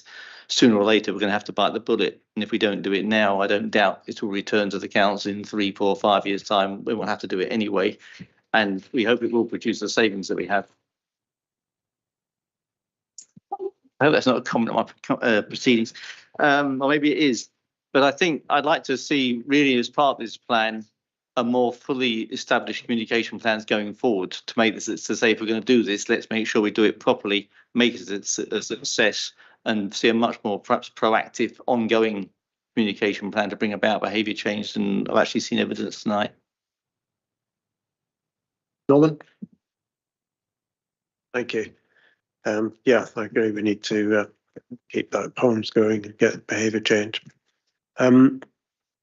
There seemed to be an inconsistency between the scrutiny paper and the medium-term financial plan. I did raise a couple of those points earlier today. It was about, I suspect what's happened is the medium-term financial plan was put to print before the scrutiny paper was finalised. So I think that's all that it is probably. But there's a 200k difference in the assumed saving in 24-25. 500k as opposed to 700, and there was a difference in the residual amount of the waste equalisation reserve. In the with that tonight, it's about 3.5 million. I think the MTFP, if I remember rightly, says about 4.2 million. So there was just an inconsistency that like ironed out. As part of that, though, on page 93 of the medium-term financial plan, there's also a line about waste disposal costs, and again, I'm not sure that it's entirely consistent with what we've got in the scrutiny paper in terms of the tonnages and the cost, the average price cost per tonne. The escalation in price is quite high within the MTFP, and the tonnage is assumed to go up quite significantly year by year and go up 2,000 tonnes between 23-24 and 24-25, and then go up another 2,000 tonnes in the following year. Again, that doesn't seem to quite bear out what we're getting here in this scrutiny paper. So if we could just, it's probably a takeaway, but if we can get everything squared up before the executive paper, please. Finally, Alison. I'd like to ask. I was taking the down. Sorry, I can just jump in quickly on the point in relation to the figures in the reports, if I can. Really, probably just for everybody else's benefit, to reiterate what was said earlier to Norman on the when we spoke this afternoon. The numbers are, I think, to clarify, the 700,000 is the saving that is built into the MTFP in relation to AWC. There is also a saving in relation to no longer providing blue bags in relation to the purchase and the distribution of them, which is a further 350,000, making the saving from the budgeted MTFP saving from the year 2024-25 onwards to be just over £1 million. The 500,000 that you refer to is the level of saving that we anticipate achieving in 24-25. This is obviously short of the position in the MTFP, which is to do with timing predominantly. Originally, when the MTFP was put together, the anticipated rollout of this was a few months earlier than it is now scheduled to be, and that obviously has an impact on the level of saving in the year 24-25. From 2025-26 onwards, then it is forecast to, as per the paper, to achieve the £1.05 million saving that is there. The other point about the reserve, yes, I'm not quite sure. I haven't got to the bottom, I'm afraid, of why there was a discrepancy in those two numbers. But just to reiterate, I will try and get to the bottom of it for you and come back. But just to reiterate that the figure is 5.5 million in the reserve. And we're proposing to use a fraction under 2 million, 1.955 to be precise, which would take us around to about 3.5 million in the reserve rather than the 4.2. So those is 5.5 down to 3.5 is the correct numbers. Thank you very much for that, Alison. Thank you. I was pleased to get the further information today, because I had wondered what the carbon saving was, since it's declared in the the climate emergency statement on page 21, that it will reduce carbon and single-use plastics, support the goal of the council to be carbon neutral by 2030. And the option 1, it states it will save 2,400 tonne of CO2 per year. Now, it occurs to me that although the council won't be buying blue bags anymore, I fully expect our residents will still be buying plastic bags, because they won't be popping out to the wheelie bin hidden in the back of their garden every time they've got some messy waste.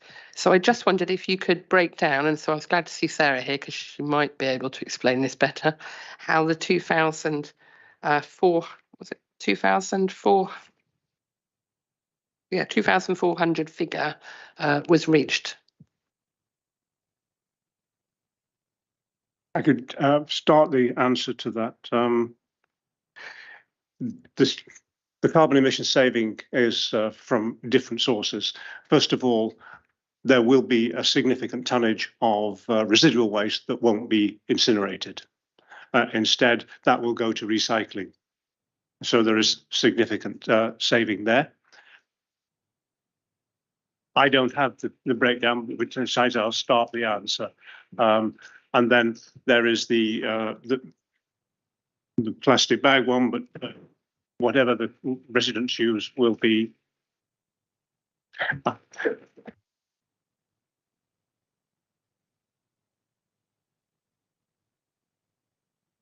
just wondering, Emma, can you add to that? Because you know more about the details of the breakdown.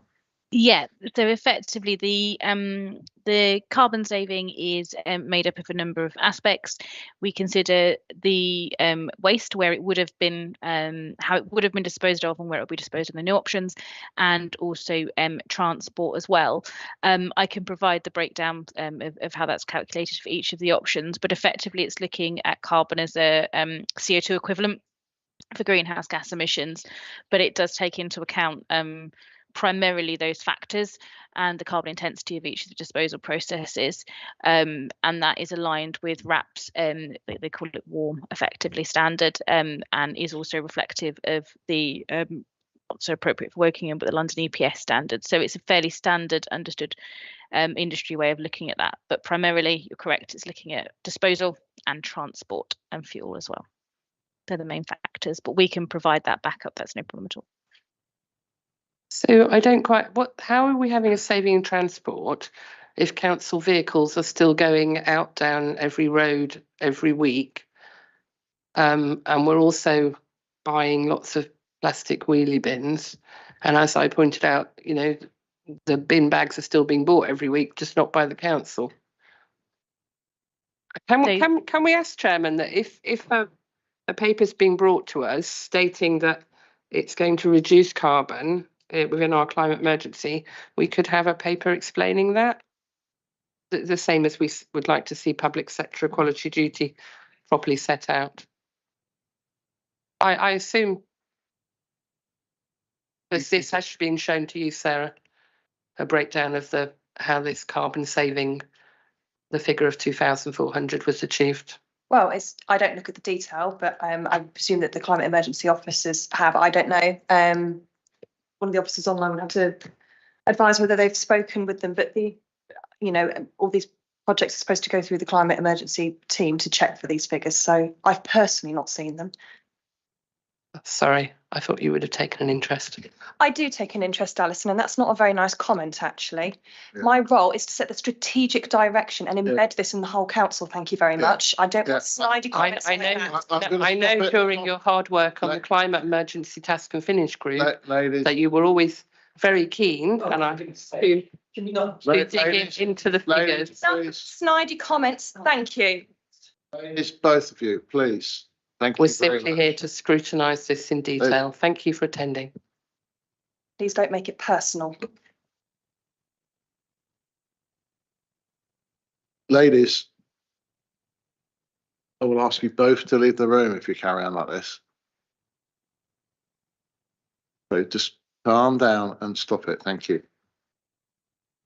Chair. It's not a question, but it's just a communications comment in sort of following on from the earlier comments. Anybody who's knocked on more than 10 doors in the borough will have been asked, why are we still using blue bags? Why are we not using wheelie bins? I think there's a huge reservoir of support for wheelie bins, and I just wanted to make sure the officers were aware of that. So when it comes to framing the comms, it's not just about moving from 1 weekly to 2 weekly. It can be sold as a wheelie bins are coming type thing, and there is a lot of support for that. Not everybody, I accept, not everybody, but that is a thing that we find all the time when we're door knocking. The report in front of us says 42% of people support wheelie bins, so 57% don't.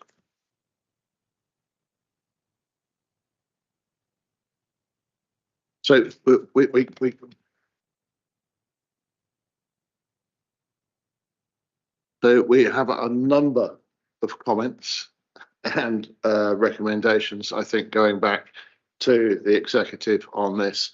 How do we do? Can I suggest that I try to distill the discussion and put up some key points and then send them round to members in the next day or so? And then if no one has any problem with that, that could be used as a basis for a recommendation to the executive as part of the executive report. Is everyone in favour of doing that? Show of hands. Hang on. That's as well as voting on the recommendation. We have to vote tonight. We have recommendations. Yeah. No, I think this is an executive report and a scrutiny report. So the only thing that the scrutiny committee is asked to vote on is to decide whether it wants to make any recommendations based on what it sees in front of it. We don't make the decision. Not voting on the recommend decisions. The points that said that the executive. Could I just make sure? Can we make some amendment then to this agenda or whatever to make it clear that we're not voting on that recommendation, please? Because I was about to raise that this is a very strange recommendation to bring to scrutiny, and I'm not happy with it. Well, it's question earlier. So the committee doesn't approve stuff, the executive does. I'm sorry if I've misunderstood this, but I see before me a recommendation. We're being asked to make a recommendation to the executive as necessary. The recommendation to the executive that the executive approve the proposed change of policy, approve the introduction of wheel bins, approve the utilisation, of funds. So am I misunderstanding something here? Because I believe we are being asked to vote tonight to approve, to recommend to the executive that they approve this. Right, if I can clarify, there were on the recommendation bit, there's a recommendation to the committee tonight, which is if it wishes to, it can make recommendations to the executive. They could be, we think you should change what the proposal is, or we don't, or we're happy with the proposal, or it doesn't have to make a recommendation at all.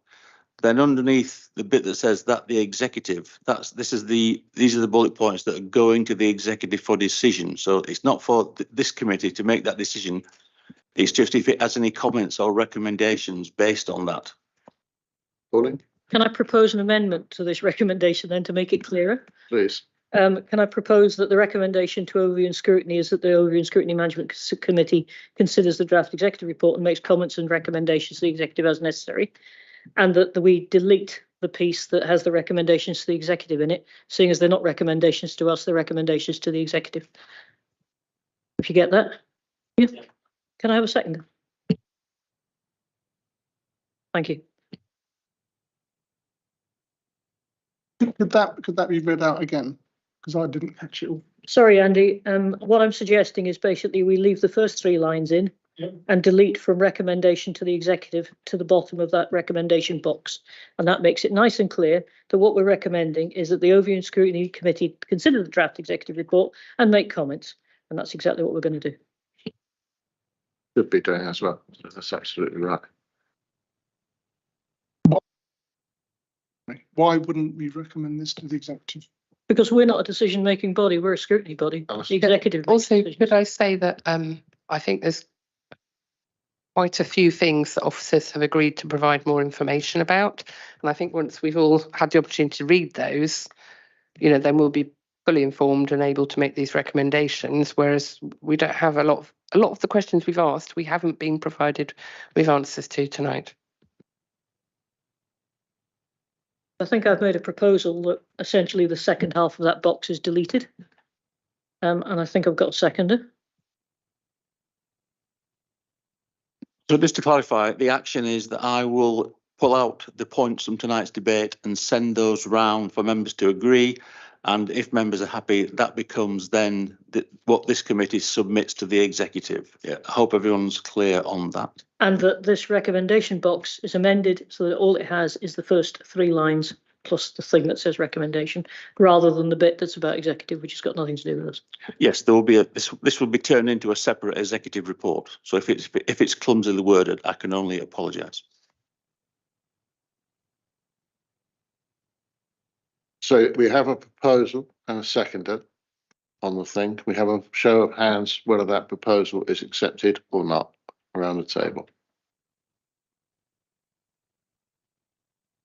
Chair, may I make a comment, please? Simon Dale, the Interim Director of Place and Growth. Yep.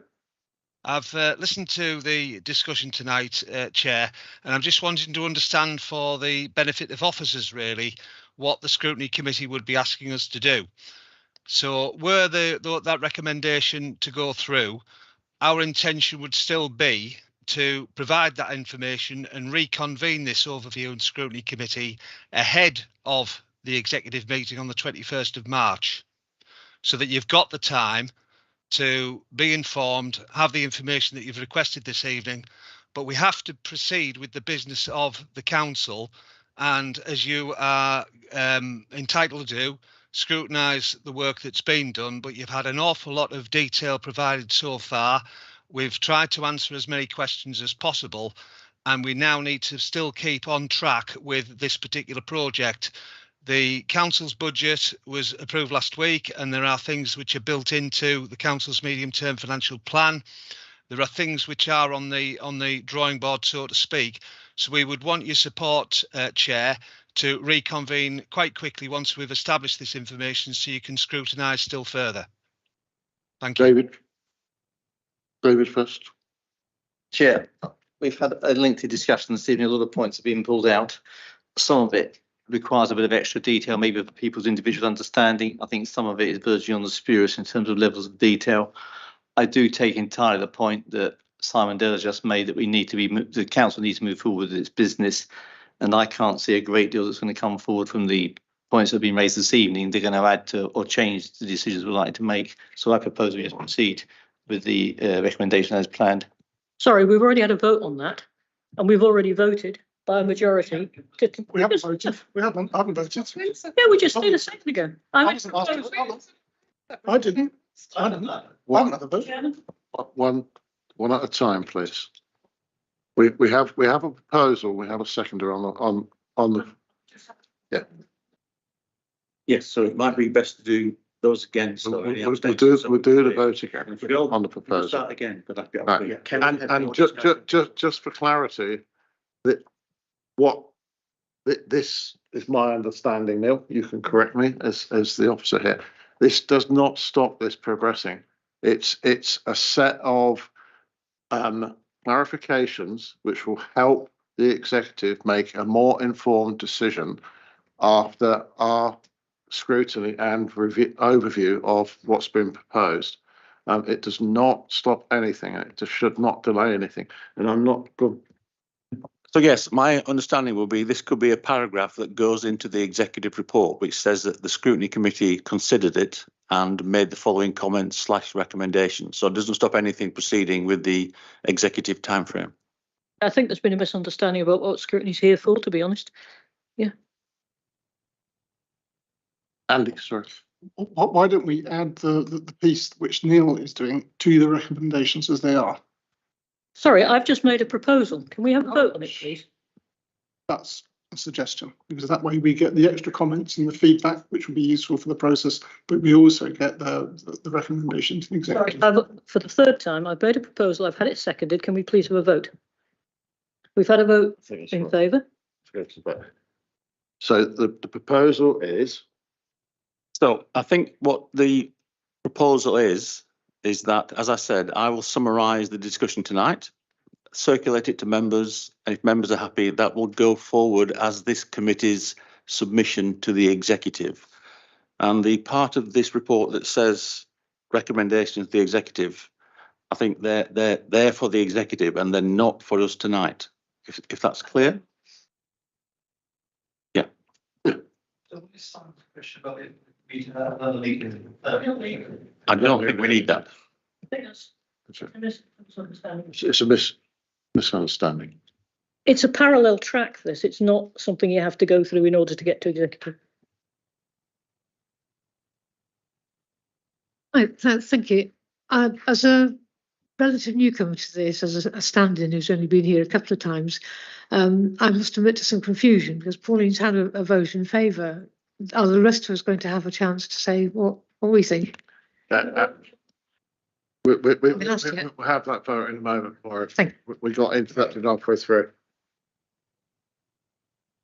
So is everybody clear as to what we're voting on? The proposal is that overview and scrutiny's role in this proposal is to challenge what's being put forward. It's not to make decisions. So what we've done tonight during the debate and the discussion is seek clarification, seek some further detail to aid the executive with their decision. We are not the executive. We do not make the decisions. So the way this is worded is perhaps misleading. So we've got a number of suggestions for further detail and for further clarification to aid the executive in making this decision. And that's what we're voting on. Yeah. Yep. So again. Can I just ask for an example of one of the bits of further information that has been raised this evening that was not addressed by officers? Because I'm concerned that we're asking for additional information, which I felt was answered by officers. We may not have had copies in front of us this evening, okay, but the information was nonetheless conveyed. That will be listed in the report that is going to be written and that we're all going to see and agree that will go to executive. And the executive will have access to the minutes, in which all of this, all of the discussion, including the officers' responses to the request for further information, would have been provided. I don't see what it is, that you are trying to achieve through this. I don't think that really matters with respect, Andrew. I have made a proposal. I have got a seconder. I would like a vote. Neil, clarify, please. So just from my own understanding, a couple of examples could be that the scrutiny is saying you need to have a very robust communications plan, which is strengthened from what we've heard tonight.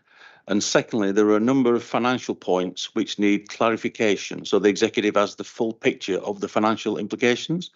And I'm sure there'll be other points, but those are two examples.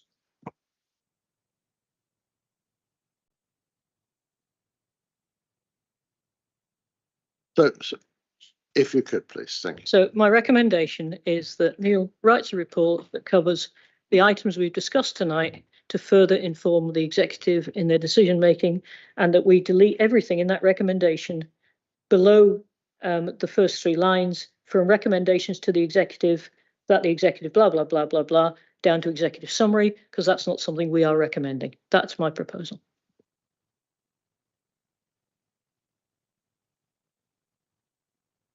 Is that clear to everybody? In that case, can we have a vote? A show of hands, please. All those in favour of the proposal?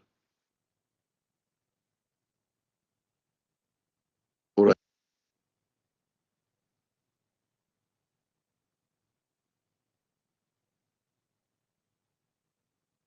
Proposal is carried. Chairman.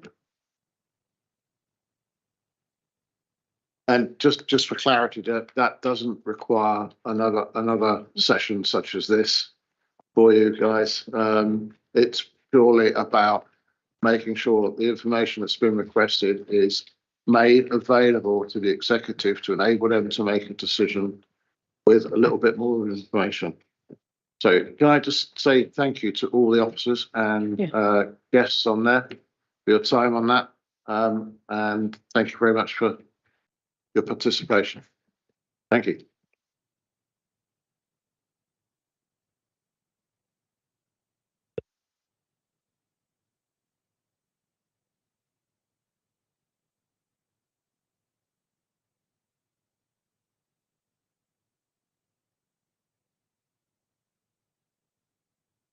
I think a 2-minute interval would be a good idea for everyone.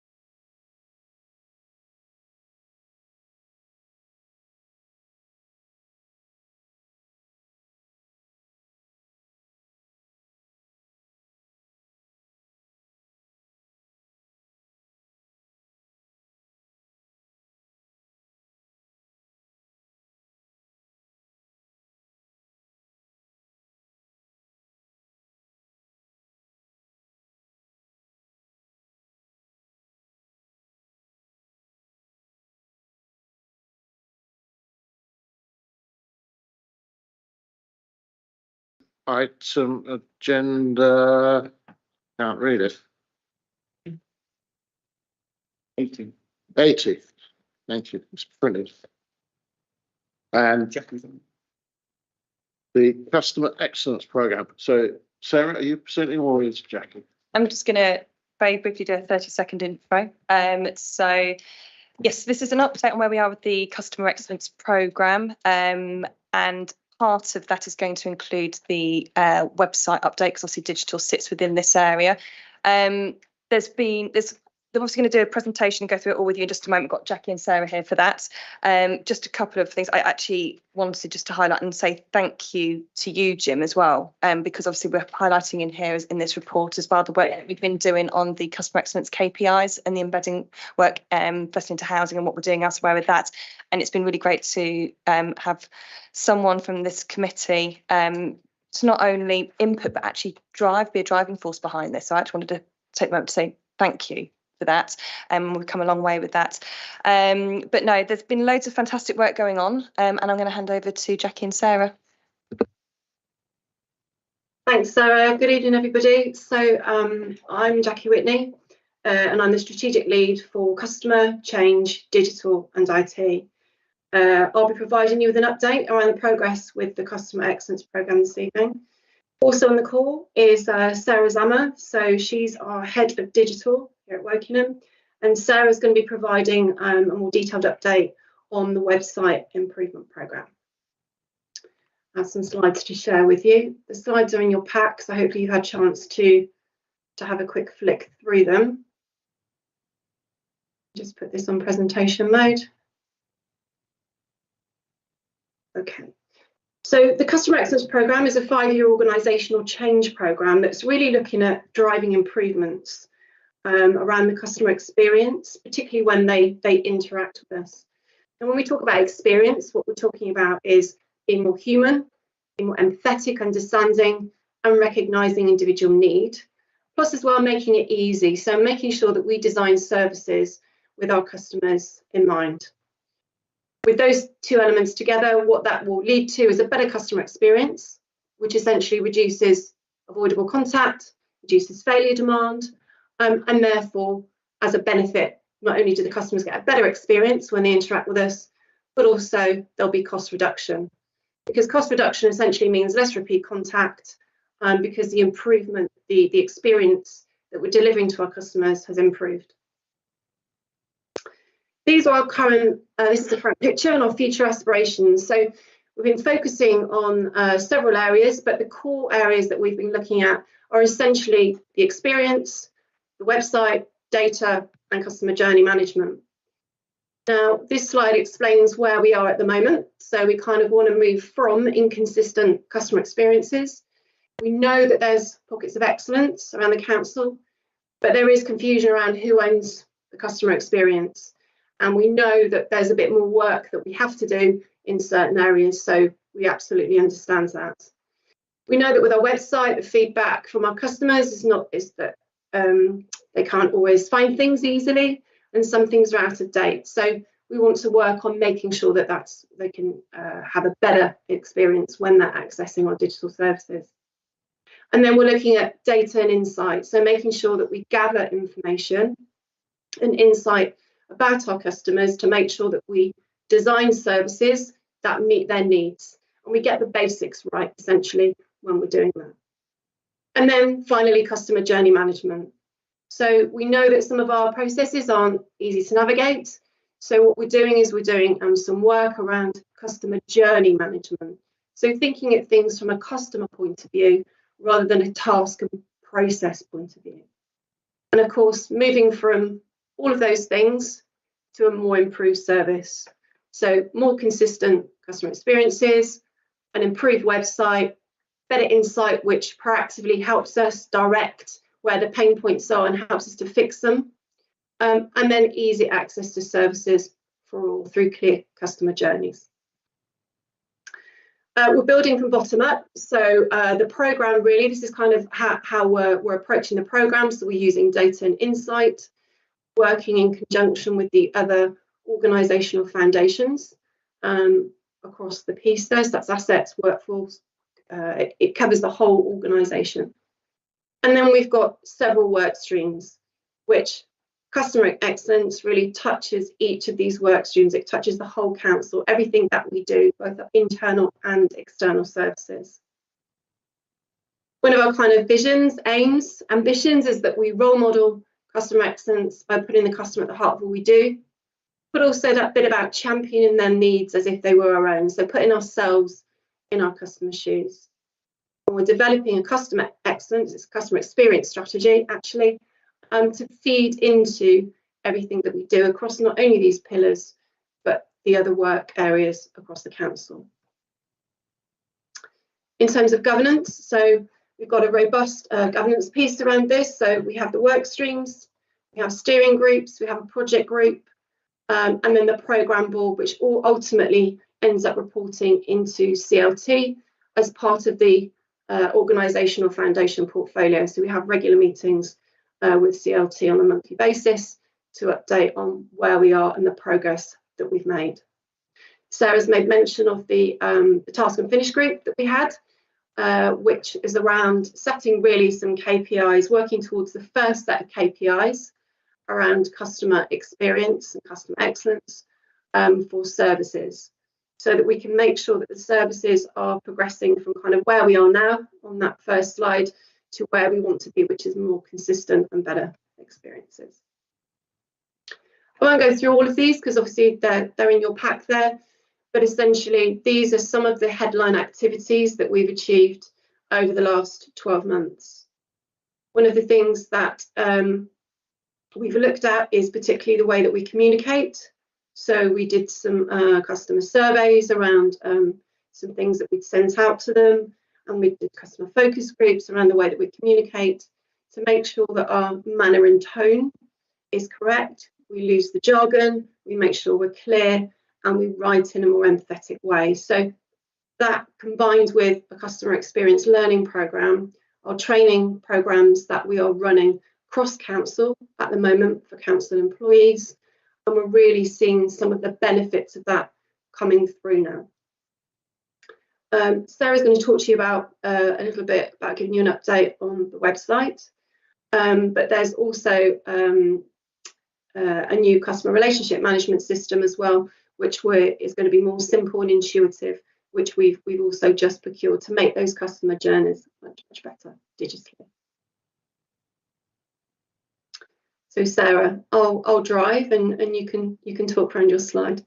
Thank you very much. So like Jackie said, you guys have this all in your pack, so I won't go through everything in great detail. I just wanted to give you a very quick overview. I've spoken to most of you now about the website programme, and that we are still on track with the project to go live in July with the new website.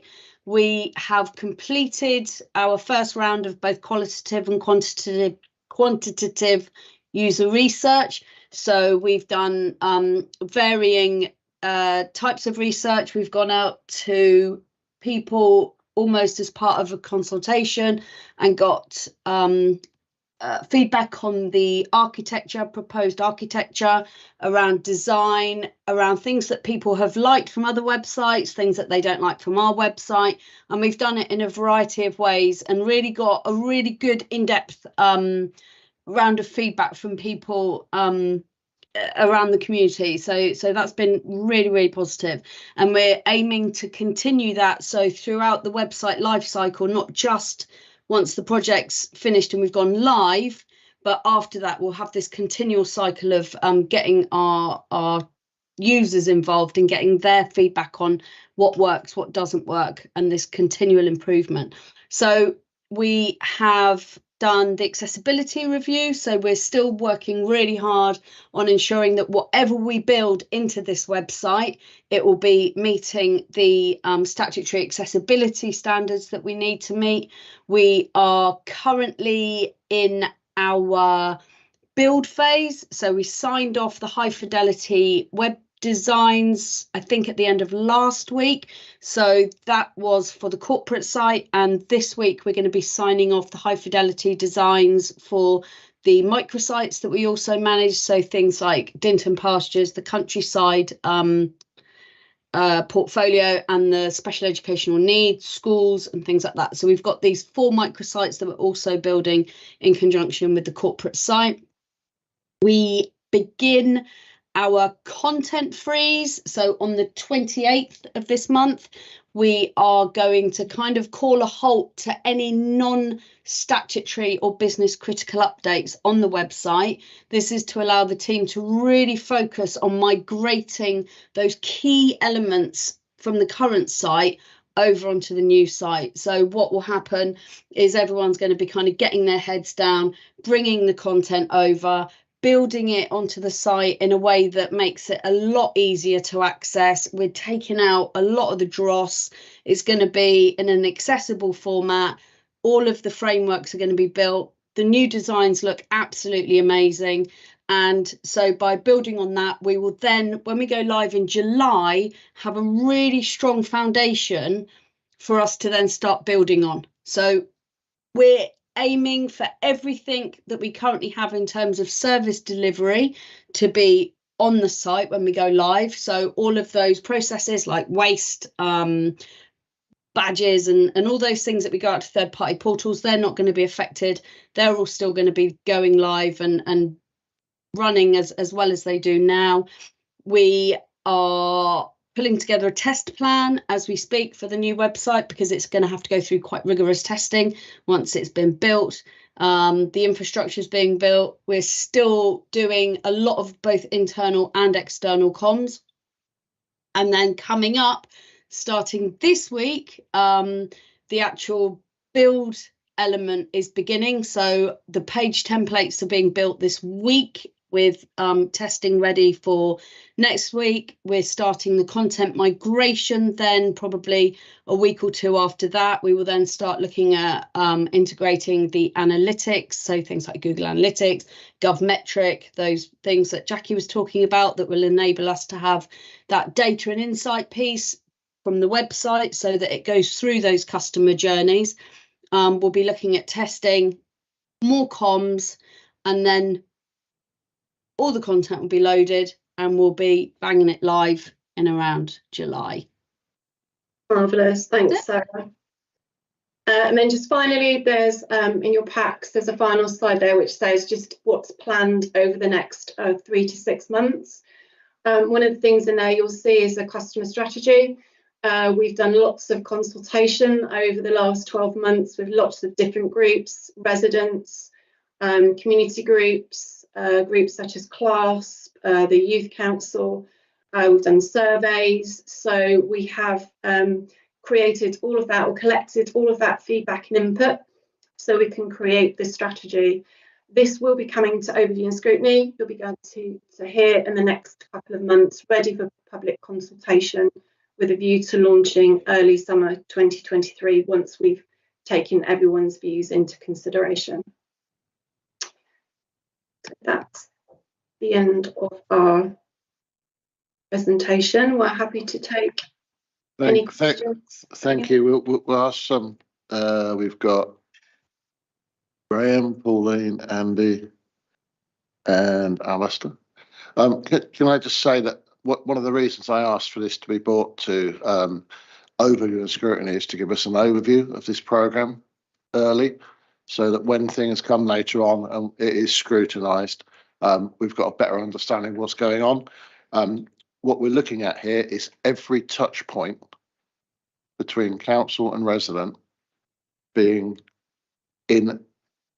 measured, planned for improvements. So it's not just reaction to where we get complaints or we get issues. It's actually having a planned migration to improve every customer experience across all of our touch points. There is a proposal being put forward, which we will hope to try next month, where an overview of this programme will be given to all members, so not just those in overview and scrutiny, because we think it's important that, as this is every resident contact with us, that every member has a same level of understanding. So it is an overview session, and I hope that's appreciated. So we can start with Andrew. Thank you. Firstly, I think what's been achieved so far is really, really impressive. And I think your presentation tonight and the PowerPoint slides that accompanied this, are really comprehensive, really well crafted, and really, really easy to comprehend. So, thank you, Jackie and Sarah, and if you could pass on thanks to everybody else who's been involved in this. I've got just two very, very quick questions. The first is that in order to maximise customers' accessibility and understanding, will all of the wordings, whether it be online, whether it be in printed documentation and so forth, undergo in plain English scrutiny? And the second question is with regards to the current position regarding the customer charter launch, which I believe is targeted for summer of 2023. I think that there's a plan for public consultation before this. I think that's excellent. What sort of customer input has there already been or will be sought during that consultation? Thank you. Thank you firstly for your comments, so much appreciated, and I'll pass those on. That's lovely, thank you. So in answer to your first question about the language, so we undertook a survey with customers, probably back in last spring, and what we asked them was how they felt about the way that we communicated to them. And we gave them two examples. One was written as we would normally write it, and one was written in a slightly different way. And we've come up with this proposal, which is it's key principles, and they're called the 3 C's. So what we do is we're saying we write with care, we write with clarity, no jargon, and we write with confidence, which is giving people the confidence that we know what we're doing, we know what we talk about. And we gave customers the option of, so we went out and we gave customers the option in terms of how we build this, how we work with these principles going forward. And what we've created is a training program. It's more of a writing program actually, and the background came from complaints, where when we were responding back to complaints, we weren't writing so much with care, clarity or confidence. That's kind of the background. So we now have a writing program which is open to all officers. To support that, we also have 6 quality assessors. We've got some in the communications team, we've got some in the digital solutions team, and we've got some in services dotted around, and one in the complaints team. And what happens is we quality assure what comes through, the writing that comes through, the letters that come through. So complaints, for example, when we analyse, we offer a support service now for services across the council, whereby if they would like us to look at their responses before they send the responses out to customers, we will quality check those responses against the 3C principles. So we've really got a robust piece of learning and development in there now. So we've got the training and we've got the quality assessors. In terms of the consultation, so that's the strategy that will go out to public consultation, hopefully early summer, maybe June, once it's gone through the approval process to go. So far, we have consulted with several groups. So CLASP is a group that we ran a 2-hour session with in Wokingham, and they were absolutely amazing. So again, they helped us pull things together and put things into perspective, and absolutely helped us with the 3C principles as well, around making sure that more of our writing, more of our communication is more accessible. The Youth Council, we did a session with and we did a survey. Equality Forum, we also did a survey and a session with the Equality Forum. Sarah's been to several different forums, including the Voluntary Sector Action Group with the website. And we ran some face-to-face sessions with customers, and we also ran some phone calls. We phoned up a number of customers. So there's been a fair bit of consultation, probably missed some people out, but there's been a fair bit of consultation already. We ran one officer group as well. So this is what has helped us kind of pull the strategy together. It will come to overview and scrutiny before it goes to executive, and then onward, hopefully, to public consultation for more feedback and input, so that we can make sure that we get it right. But the strategy is very different. It will be written in plain language, very, very clear, and will show empathy and hopefully confidence in promising what we're going to do going forward in terms of improvement. That's excellent. Thank you so much. Graham. Thank you for that update. I mean, a lot of very important work going on, and I'm sure you're multi-challenged along the way. As with any project, there's a commercial imperative, which is underwritten by a financial plan, and then we've got the technical bit, and then ultimately the user experience. And I just want to flag here, for the sake of the committee, that very often these sorts of projects can end up where our dear ladies online here end up with the responsibility for what is being delivered. And that's happened in past projects, I think, at Wokingham. And what we have to ensure here is we're providing systems. I'm not going to talk about website. We're talking about providing systems that improve the performance of the borough, performance of the council overall. And to that end, it's going to affect the KPIs that need to be implemented across the different faculties within the council. We need to look at how the impact on our customers is measured, and how those things are pulled together, and how those responsibilities are allocated and embraced by those that need to. It's not really a question, it's forward thinking about what we need to consider. It might not be a question, but it's absolutely spot on. Andy. Pauline, sorry. Oh, sorry, Pauline.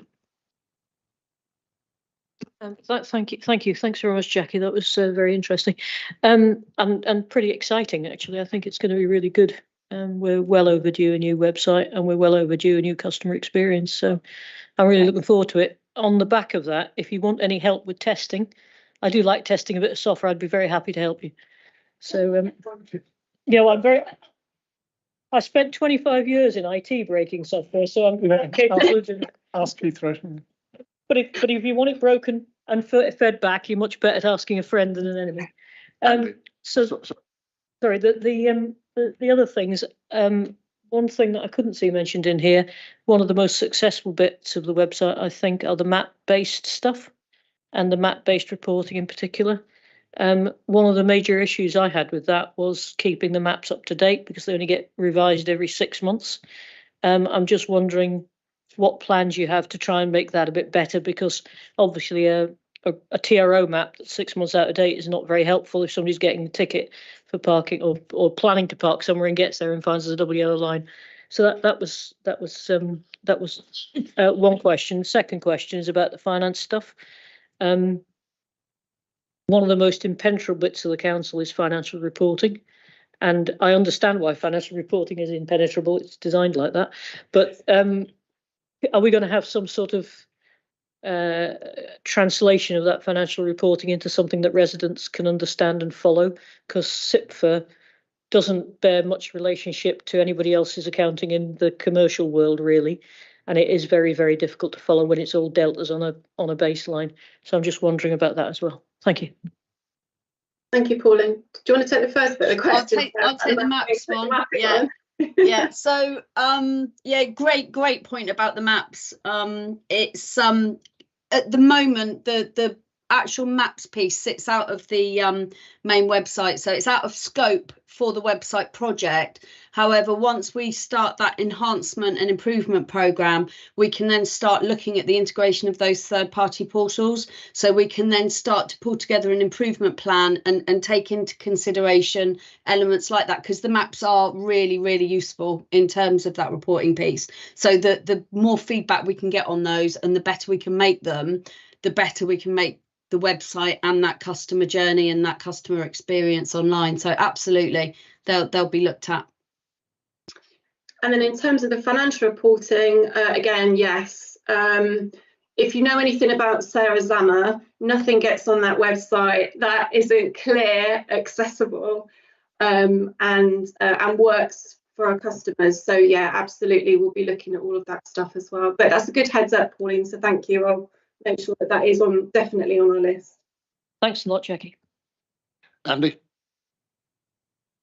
Thank you. I think my first comment is that perhaps Jim should have declared an interest at the beginning of the meeting, given he's mentioned in the report and his glowing recommendation of something we're supposed to be scrutinising. I was just wondering. There's two questions really. One is about the consultation that you're doing. I think you said in June for a system that goes live in July or about July. Sorry, that's just for the strategy. Apologies, that's just for the strategy. So no, so there's not a public consultation for the website. There's been user testing and stuff and validation. This is literally just for the strategy. Okay, thank you. And then so the next question was, it's a CRM system. Are you porting over the data that you're holding in the current CRM system, or is there going to be like a big break and that our records stop in July? Or is that So what we're planning on doing at the moment, so we're just in the process of we're taking a copy of the current website and we're going to be hosting it internally, so that we will have like basically a data dump, but also a copy of the website in its entirety. But what we don't want to do is to rely on that past July. The current CMS is literally going to be switched off by our current supplier in July. So that contingency website is going to be there, but it's not going to be there for updates and things like that. It's there as a contingency essentially, but we will have the data there. There's very little functionality and data within the current website CMS, because we are heavily reliant on the integration of those third-party portals. There's actually very little functionality that will be broken if we change over, because a lot of it's literally just hyperlinking to other portals. Does that answer the question? I think so. So just so I understand it properly. So what the underlying data that you might want to use from a CRM basis is still going to be there. You just got a different front page for our offices. So in terms of content itself, we're actually doing a physical manual migration. So we've done a full content audit of I believe 3,000 pages that we've currently got on the site. We're going to be doing a manual migration of the high customer impact business critical content. So I'm not talking about the content. I'm talking about the You're talking about CRM. I'm talking about CRM. Sorry. Yes. The CRM data. Sorry, I thought you were talking about the CMS. Too many acronyms. Yeah. So, crikey, we're still in the very beginning stages of the migration over to Netcall, to the Netcall CRM. So at the moment, we're literally getting to grips with the tool itself. We've only been kind of handed the keys to the door in the last few weeks. So we're pulling together our project plan at the moment, and we'll then make that decision going forward as to what is going to happen with those two different data areas. So yeah, no decision's been made as yet. Apologies. Alison? I didn't have my hand up, but I would just like to add my praise and thanks to the officers for all their hard work. It's very impressive, and I look forward to seeing it all come through. Thank you. Thank you. Sorry, David. Not easily mistaken for Alison, but which we're probably very grateful. I have two questions. The first is, I will confess to having a morbid and terrible fear of major IT projects, generally based on terrible experiences that have scarred me over the years. If this goes wrong, have we got a recovery plan? I think you've kind of partly answered that in the question that you made to Andy, but and it maybe it's too complex to go through it now, but certainly for a future presentation, it'd be good to know what happens. And as a second question, and on a far more positive note, if this goes really well and we actually do increase our customer contact interface, call it what you will, what we're going to do, I suspect, is raise expectations, and there will be issues coming out of that in terms of resourcing it, how we update it, how we upgrade it, and how we make it interactive. You know, really good organisations do this to increase customer contact, and that does come at a cost. So I'm interested to know in terms of the future where that takes us for the budget for this and the resourcing behind it. So I'll take the first bit, Jackie, if that's okay. So it won't go wrong. But if by some terrible twist of fate it does go wrong, we do have a contingency in place. So as I say, we're bringing over this copy essentially of the site that we'll be hosting it internally. So it would be an as-is situation in terms of what we're offering online. So that in itself wouldn't necessarily be affected. You know, we have built in contingency into the project. Like yourself, I've been involved in a number of website projects that could have gone either way.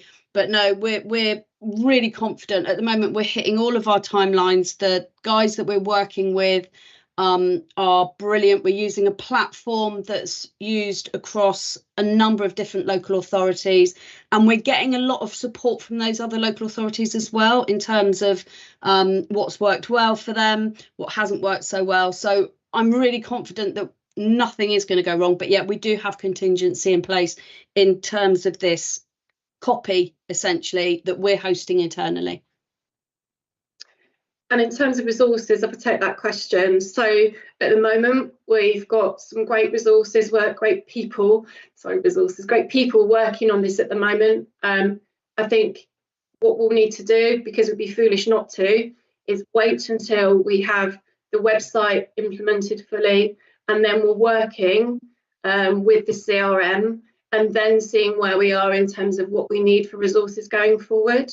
We think we know right now, but actually we're focusing on that, you know, design, development, build, test, and those sorts of sprints for both products. So once those have been delivered, we then need to see kind of, you know, you build it, they will come, hopefully, and people will start using more and more digital, which means that essentially it will be a cost saving for the council somewhere along the line, in that they're choosing this as a cheaper alternative, a cheaper but easier channel to access our services versus other more costly channels, which again will release capacity if we need to redirect it into making sure that this is kind of built and continuously improves going forward. Hope that's answered your question in a way. I'm next on the list. The risk with a program such as this is that people concentrate on the technology. That there are a number of other things involved in this program, which is you can see the benefits already tonight, because instead of using residents, we suddenly started using the word customers, which is a good sign, step forward. And one thing you failed to mention, Jackie, was that the voice of the customer, where we've had a number of customers, look at how we write things to try to make the language more understandable. We asked for volunteers to see if they would care to continue it after the first one. And we have a nice little group of customers, who are willing to provide their time to go through how we talk to them to aid other residents. And that is a huge step forward out of this program. So it's not just about technology, it's about some of the more basic stuff as well. More basic is probably the wrong word for that. The more important stuff. Alistair. Oh, thank you. Yeah, I just want to ask about privacy, and no doubt this is all you've covered all this, so it's all very good. But just to ask the question about, because residents, you know, share sensitive details with certain council officers, so I assume that the whole CRM system is going to make sure that even though a resident will have a single identifier, that particular information can only be accessed by certain officers. Yeah, that's and whether there's some sort of is there some sort of oversight of the privacy, some sort of audit program, auditing of who's accessing what, you know, at the sort of database level or whatever, to make sure that the privacy, you know, the privacy rules are being kept. I could just quickly come in high level first. The monitoring and governance assistant director, which sits in the resource and assets team, is our data controller, and manages all our data and privacy and that side of things for the organisation, and is the one that reports to the ICO if there's any problems. And from a technical perspective, both the CRM and the CMS will be set, the roles and permissions will be set to ensure that those people that sit within specific services can only access the content that's relevant to them and their service. So that would go across, from a technical perspective, that would be built in from the ground up. Pauline. Thank you, Chairman. David just made me think about something, actually. I presume, is this system going to end up being operationally critical for the council? If so, have you got a contingency plan for not having it? And also, have you got some contingency plan for denial of service attacks? So that if somebody does bring it down maliciously, either you've got an alternative site to put it in, or you've got an alternative process. Just experience in the past, just wondered. Yeah, no, that's a great question, Pauline. So, so this is not one master CRM for the whole council at the moment. Just to give you a view of where we are. So, like for example, social care have their own systems. They have their own business systems. So this is not for social care type inquiries. These are for, in the main, inquiries like for waste. For blue badges, we use it as a front end for blue badges. So they are kind of the higher volume type inquiries, general inquiries, rather than the more complex ones, like planning, for example, social care. They have their own business systems. So it's not the one system for the whole council, which means if it goes down, you know, it goes wrong. What I'm thinking of is not so much the back end system, but the front end. So just to make sure there isn't some single point of front end like ba.com or something like that somebody can bring down, that means you can't access your back end. Yeah, that's what I'm worried about. Yeah, no, that's fine. I'll double check the detail there for you, Pauline. But we've got obviously major incident plans. We've got a cyber security plan. So I think we're well versed. I'm confident and we're well versed in it. But it's a very, very good question. Yeah, I think what I'm asking for is, you have major incident plans, you have cyber plans, but a lot of people have those sort of plans that rely on systems being available. You need to have a plan that means that works when it isn't available. That's all. Yeah, no, I understand. Thank you, Pauline. And just a reminder to everyone that this is an early site overview. So no, absolutely right. Andy. Thank you. I just want to disassociate myself from your comments, Jim, that the customer is a higher being than the resident. I think the resident is the highest being of all. Yeah, that's what you said. You said that's what I heard you say. So to me, I don't like the use of customer instead of resident. It's always got to be about residents. Customers have a choice. Customers can go somewhere else. Residents can't. They have to deal with us. I just actually want to come in on that. I haven't spoken with Jackie about this yet, but it's been something that's been going around my mind, actually, is the use of the terminology customer, because that assumes there's a monetary exchange, potentially and choice and things. But yeah, it's an interesting point. There are different views on this, but yeah. So, and Andy, to answer your question earlier, I do declare an interest because I think this programme is the one that's going to infect all of our residents more than anything else. So that's why I'm interested.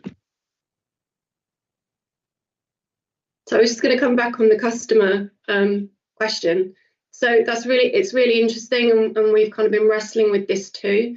So we did pose that question to residents who took part in giving us feedback and input into the strategy about should we use customer, should we use resident, should we use citizen, what community, what terminology should we use, and they didn't have any strong feelings either way, actually, which was surprising because I thought they would say absolutely no to the customer piece.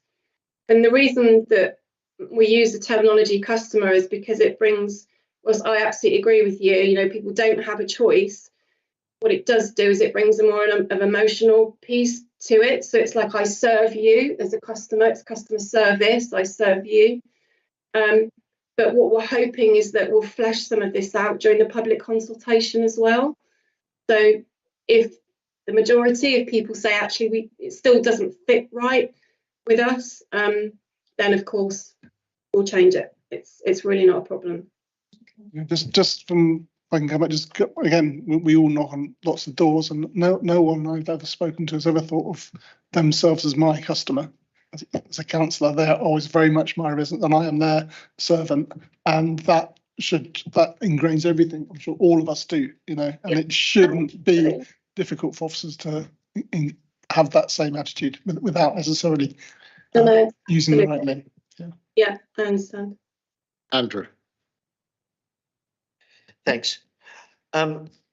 I was really interested and pleased, you know, to see a reference to the voice of the employee in one of your slides, and of course, the voice of the employees, you know, can play a really key role both in the preparation, you know, of any new strategy and the implementation, the ongoing operation, you know, of a strategy. And our employees, you know, of course, would include our council officers, but also from time to time, our residents will have direct contact with contractors, for example. So I would include them also, you know, within this category of employees. So my question is really two parts. You know, the first is how has the voice of the employee been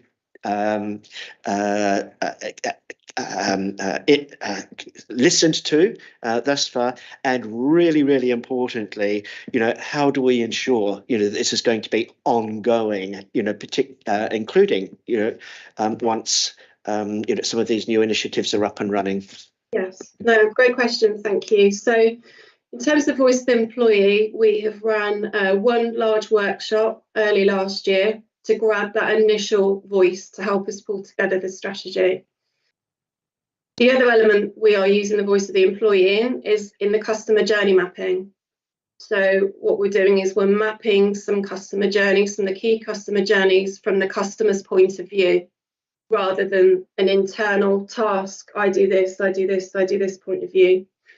And we're involving teams, mainly frontline teams, because they're doing it on the frontline processes at the moment, because they've got, my team, for example, customer services, we answer pretty much 150,000 phone calls a year. We answer thousands of emails, thousands of web chats. So if they don't get the view of our customer, of our resident, then I kind of don't know who will. So they're some of the best people to ask. Not the only group, I appreciate, but they are some of the best people to ask. So we involve them also in that customer journey mapping piece. So not only the service concerned, for example, it might be the waste service, been talking about waste this evening, but my service as well, who take those inquiries, so they will join the sessions. The contractor, we have the contractor in the session as well. So when we're mapping that journey, we map it from the customer's point of view and we get the voice of the employee in there. And then the second part of that then is validating that with a customer or resident, sorry, excuse me. So what we'll then do is we will then contact residents directly, those that have said that they're willing to help us. And then we say, you know, we think this is broken and we think this is okay, is that right? So in the simplest of forms, obviously.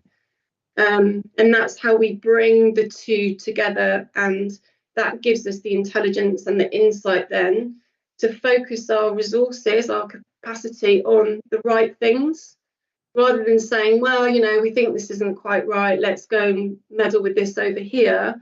What we've got is we've got some really robust data, which is why that's really important, to focus our efforts and target them on the things that are broken and leave the things that are working really well alone.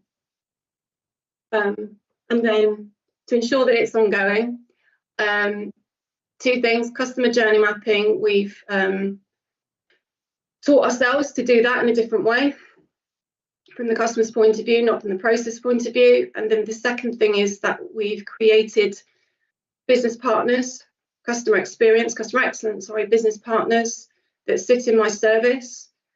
We've got one that works with each of the directorates, and they work on not only the operational level with the heads of service and try to catch anything that comes through. So Sarah forwarded me one this evening that wasn't a great response from one of our services. So I'm liaising with my business partner. I've done that already. She's been on it. She's checked it through. She's found out what's happened. So we can really then liaise and escalate through the service to make sure that the improvement happens and the customer gets served. Thanks. Stuart. Yeah, I don't want to really reopen the debate again, but I think the simplest way to think about it is that our residents would like to think that they're valued customers because they pay the salaries of the officers that work here. And if they get treated badly, then the whole thing falls apart. So you're on the money. In my view, they should be treated as a valued customer, but they are residents. Yeah, absolutely. And last, Alistair. Yeah, just talking about the customer thing. I mean, it's obviously the C in CRM, isn't it? So, but I mean, this covers suppliers, contractors, other councils. Everyone is in this system. It's not just residents, is it? I mean, this is a system that's going to cover all sorts of other contacts that the council has. So, customers are a high level word, I assume. Absolutely. Yeah, I agree, because some of our services, as you say, we deliver in conjunction with our partners, and they may be contractors, they may be the voluntary sector, whoever they are. So you're quite right, absolutely agree. Can I just sum up then to say thank you to all three of you for coming along for this. I think it's important that as a committee, we take time to do overview, so we get early sight of these things, and I hope you agree that that's probably one of the most important programmes that we've got running. It covers everything for all of our residents. So thank you very much, ladies. Thank you. Thanks for your comments. Thanks for comments and feedback. And good night. Good night. Bye.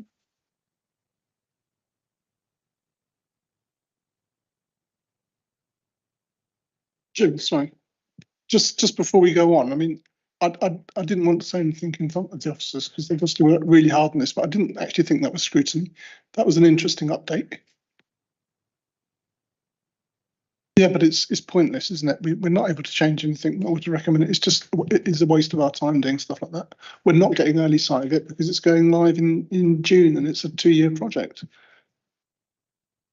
So just to come in on that, there's two aspects. There's the customer excellence strategy, which, and the website says was to have a spotlight on the website, but the customer excellence strategy, which is at the very early stages, it was to have the overview. There's an opportunity to input into the direction that's developed before going out to consultation. You can obviously see a draft strategy, but before that's fully put together, there's an opportunity there. Overview is a very important part of this process, and it's not strictly solely a scrutiny committee. I certainly found it very useful as part of my portfolio to hear your feedback, so thank you very much. That's Andy's viewpoint. Anybody else got a viewpoint? Is it a waste of time? Because if it's not, then we won't bother doing it to all members. It's part of our role to determine what happens in the future, and this was the basis of information to start making those determinations. I thought it was very useful because, many members of the committee were able to say, have you been thinking about that? What are you planning to do with that? Like Pauline talked about cyber attacks. It was good to hear officers, response, and I think they may have taken away some things that to think about more. So thank you for putting it on the agenda. Early engagement. Andrew? Yes, and I think also there are examples that we could cite where early citing of strategies like this has then being translated, you know, it's been visibly sort of taken on board in a very, very positive manner. So I think this is a really useful exercise.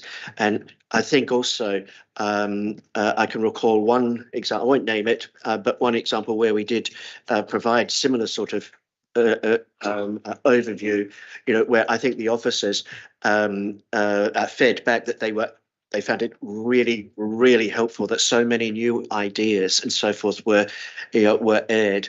So I'm afraid I disagree with you on this one, Andy. Anything else on that topic? Moving on to agenda item 81, which is the overview and scrutiny committee's annual reports. Yes, Please, thank you. So briefly, the Constitution says that overview and scrutiny committees should do an annual report which goes to council in March. So it's a draft in front of you which is there for comment, and we can still make changes if any members feel there are points to add or delete.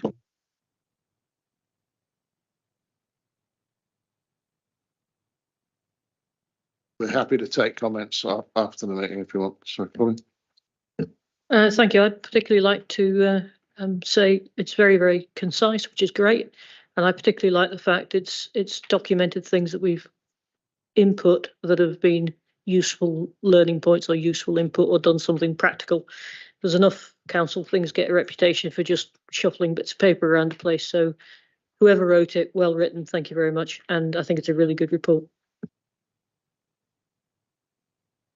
Any other comments? Sorry? Point of order, this is bullying. He was younger. I was much younger. I had hair then.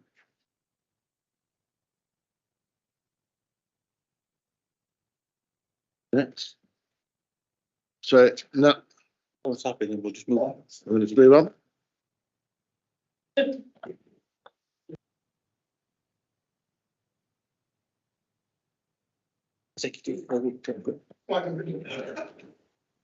Where are we? Executive Forward. So page 57, the Executive Forward Programme. Any comments on that? Item 82.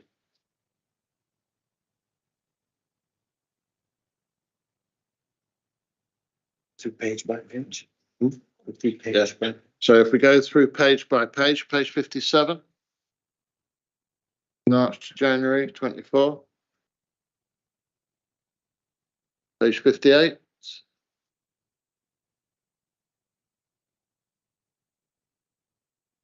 '59. 60.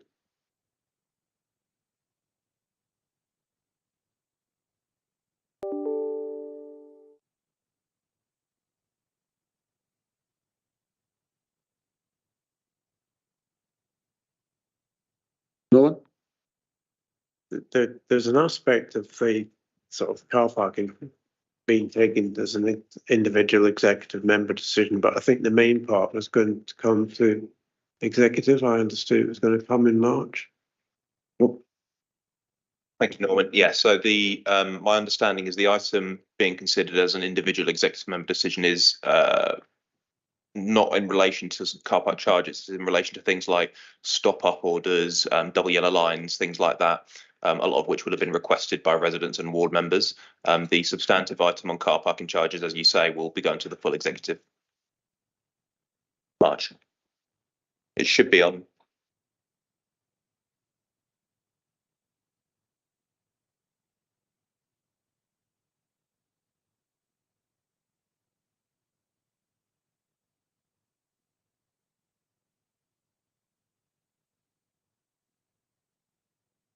Clarify. We'll clarify. No, clarify outside it. So with the exception of that, we're moving on to going forward into October, page 62. And page 63, which is January 2024.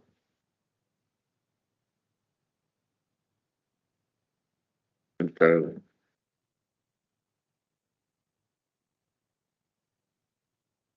This might be individual executive member forward plan on page 65.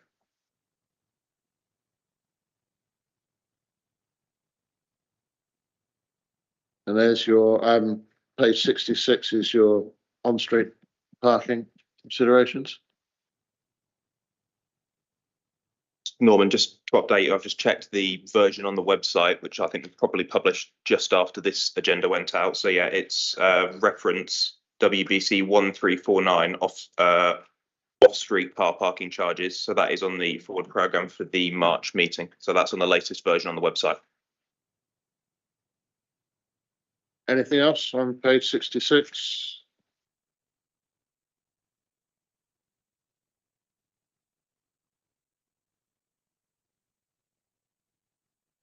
No, moving on to work programmes. Item 83.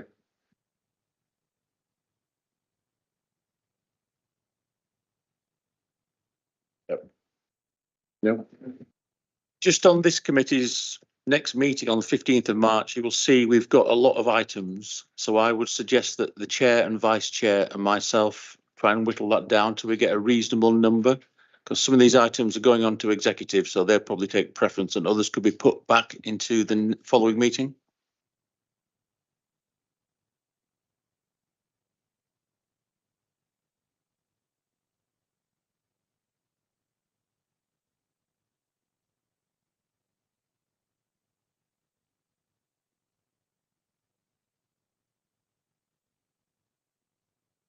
I don't have anything to say on it.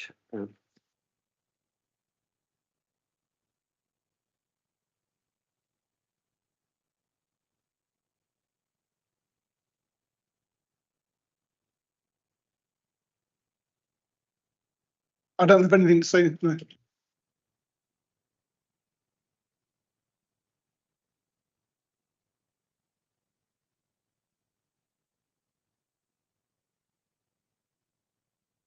In the absence of the chair, has given his apologies. So there's just a couple of changes to the meeting in a couple of weeks' time.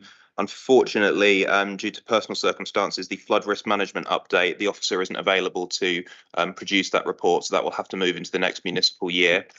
And the violence against women and girls update, the results of the consultation aren't ready yet. So essentially, it's just not appropriate to bring that to the committee at this stage. The committee will have a much fuller and more informed item if we push that back into the next municipal year. So we've still got the police and fire service update. So they're both coming along to provide an update on the partnership working of the last 12 months. And we've also got 2 task and finish group reports, one on the local cycling, walking and infrastructure plan, and one on the preferred registered providers, the recommendations on those.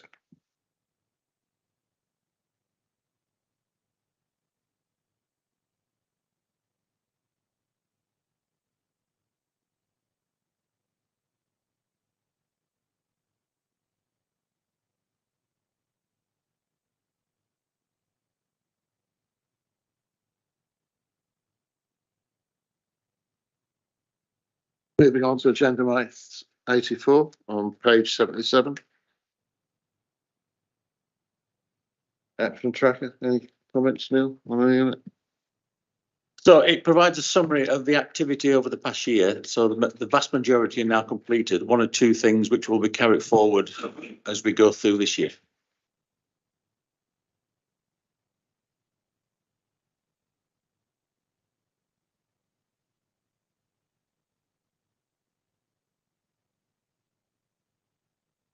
All right. That's it. If there's nothing else from anyone, thank you very much for a very interesting evening. Good night and safe journey.